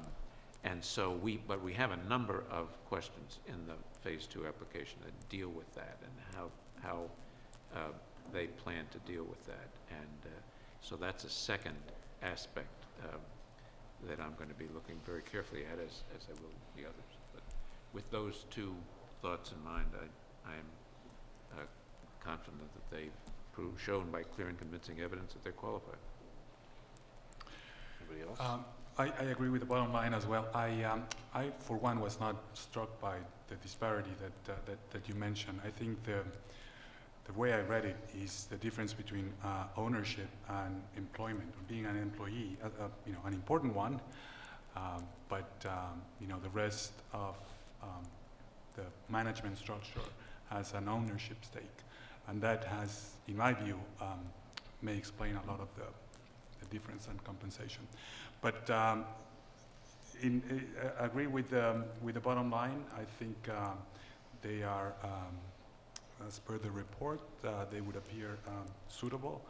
I emphasize something that Director Wells mentioned, which is the significant personal involvement in charity work by some, not just in terms of the amount of donations, but also the amount of hours and work that a couple of these qualifiers do. And I would be in accordance with, I would be agreeing with the ultimate finding of suitability. Commissioner Stebbins? I join my other colleagues. I think that Commissioner McHugh's point to our consultants who want to provide us with some information as to the regularity of these types of infractions and what some of the industry standards are, I think will be helpful information going forward. Not anything that would preclude me from proving their suitability at this point. Again, I was impressed with the applicant's success in other jurisdictions. I think the underage casino visitors issue gives us an opportunity, and we've talked about it briefly, about what are some things that we can do to make sure that gaming operations that are established and licensed in Massachusetts are both robust and successful. And it sounds from the one example we were shared that this might be an opportunity where we can do some good things, obviously for the Commonwealth, but also to not detract resources at the gaming operational level in terms of the amount of resources that are taken away from the operation of the casino to deal with somebody's son or daughter who tries to get on the gaming floor illegally. Unless it's yours. I can only have high hopes for my kids. Again, my questions, to the extent that I had them, have been answered for me satisfactorily at this point. And I don't have anything to add to what you all have said. I agree that the applicant has demonstrated clear and convincing evidence of suitability. Before I ask for a motion on this, however, I do want to raise one note that was brought by one of our brilliant lawyers. Do we need to vote to waive the adjudicatory hearing? We talked about it at the last meeting, and there was a discussion with the applicants to do that. But do we need to do anything more formal before we move forward on these votes? I think, Mr. Chairman, that the regulation gives the applicant that option, but the fact that you've raised the question suggests that we vote nonetheless, even if the vote Prophylactic. is prophylactic. Yeah. Okay. I'm getting nodding heads here too. Okay. So would you, Commissioner So McHugh, I, like to so make I that? would move that the commission, with the assent of the applicant, Mass Gaming Enterprises, And might as well do the other one, too. and for the second one, Might as well. and for the applicant, PPE Casino Resorts LLC. Let me begin again. Sorry. I would move that the commission, with the assent of Mass Gaming and Entertainment LLC, and with the assent of PPE Casino Resorts MA LLC, waive all regulatory requirements for an adjudicatory, regulatory and statutory requirements for an adjudicatory hearing on the question of suitability to proceed to the Phase 2 application process. Second. Any other discussion? All in favor? Aye. Opposed? The ayes have it unanimously. Okay, thank you. Now, would somebody like to offer a motion on the suitability or accepting the IEB recommendation of suitability for Mass Gaming and Entertainment? Yes, I'd like to do that, but this is a matter, if there are 3 copies there, Mr. Chairman, if you Oh, could okay. pass them on down. This is a matter that calls for a little bit more formality in our motions than we've had before. So I've handed to you, and we'll make part of the minutes of this meeting a formal resolution with respect to suitability. I'm not going to read the text of it. It'll be in the minutes. It'll be publicly available. It's important for us to take a minute to read it, and then I'll highlight its provisions, and we can vote to adopt it. The bottom line is that it is a recommendation, it is a finding of suitability, but it's done with the formality that this kind of a finding requires. If we want to take just a minute to read it, and then I'll go through the highlights. Okay.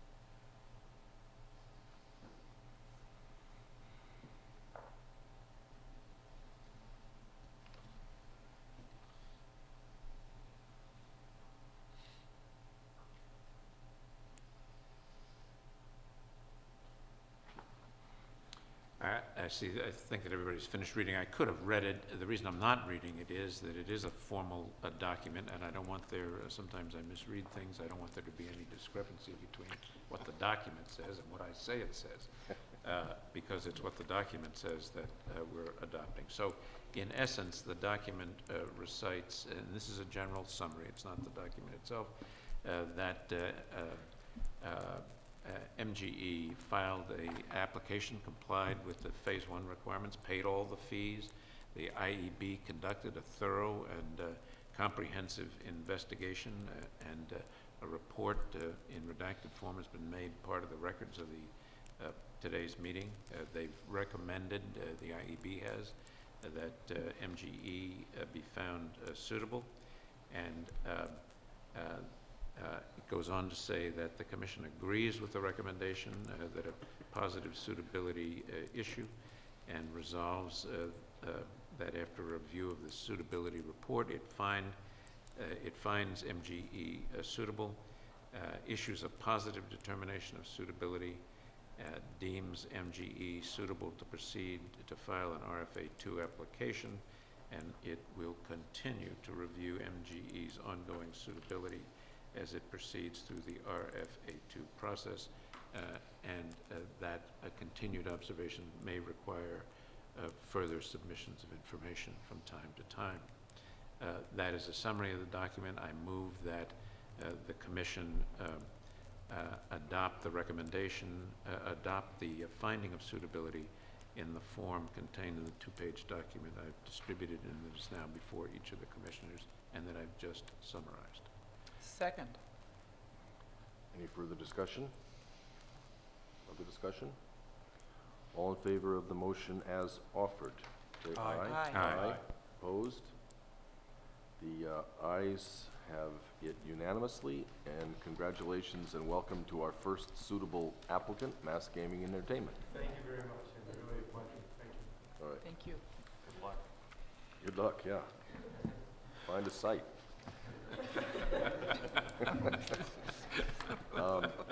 All right, so we will adjourn temporarily. It's 5 of 1. How long do you want to adjourn? 1? Well, it doesn't give us very, 2? I'm being lobbied for 2. I mean, we got to go some to find something to eat, so might as well, as long as we're going to do it, might as well do it, so. All right, so we will adjourn until 2 o'clock, at which point we will pick up our second applicant's report.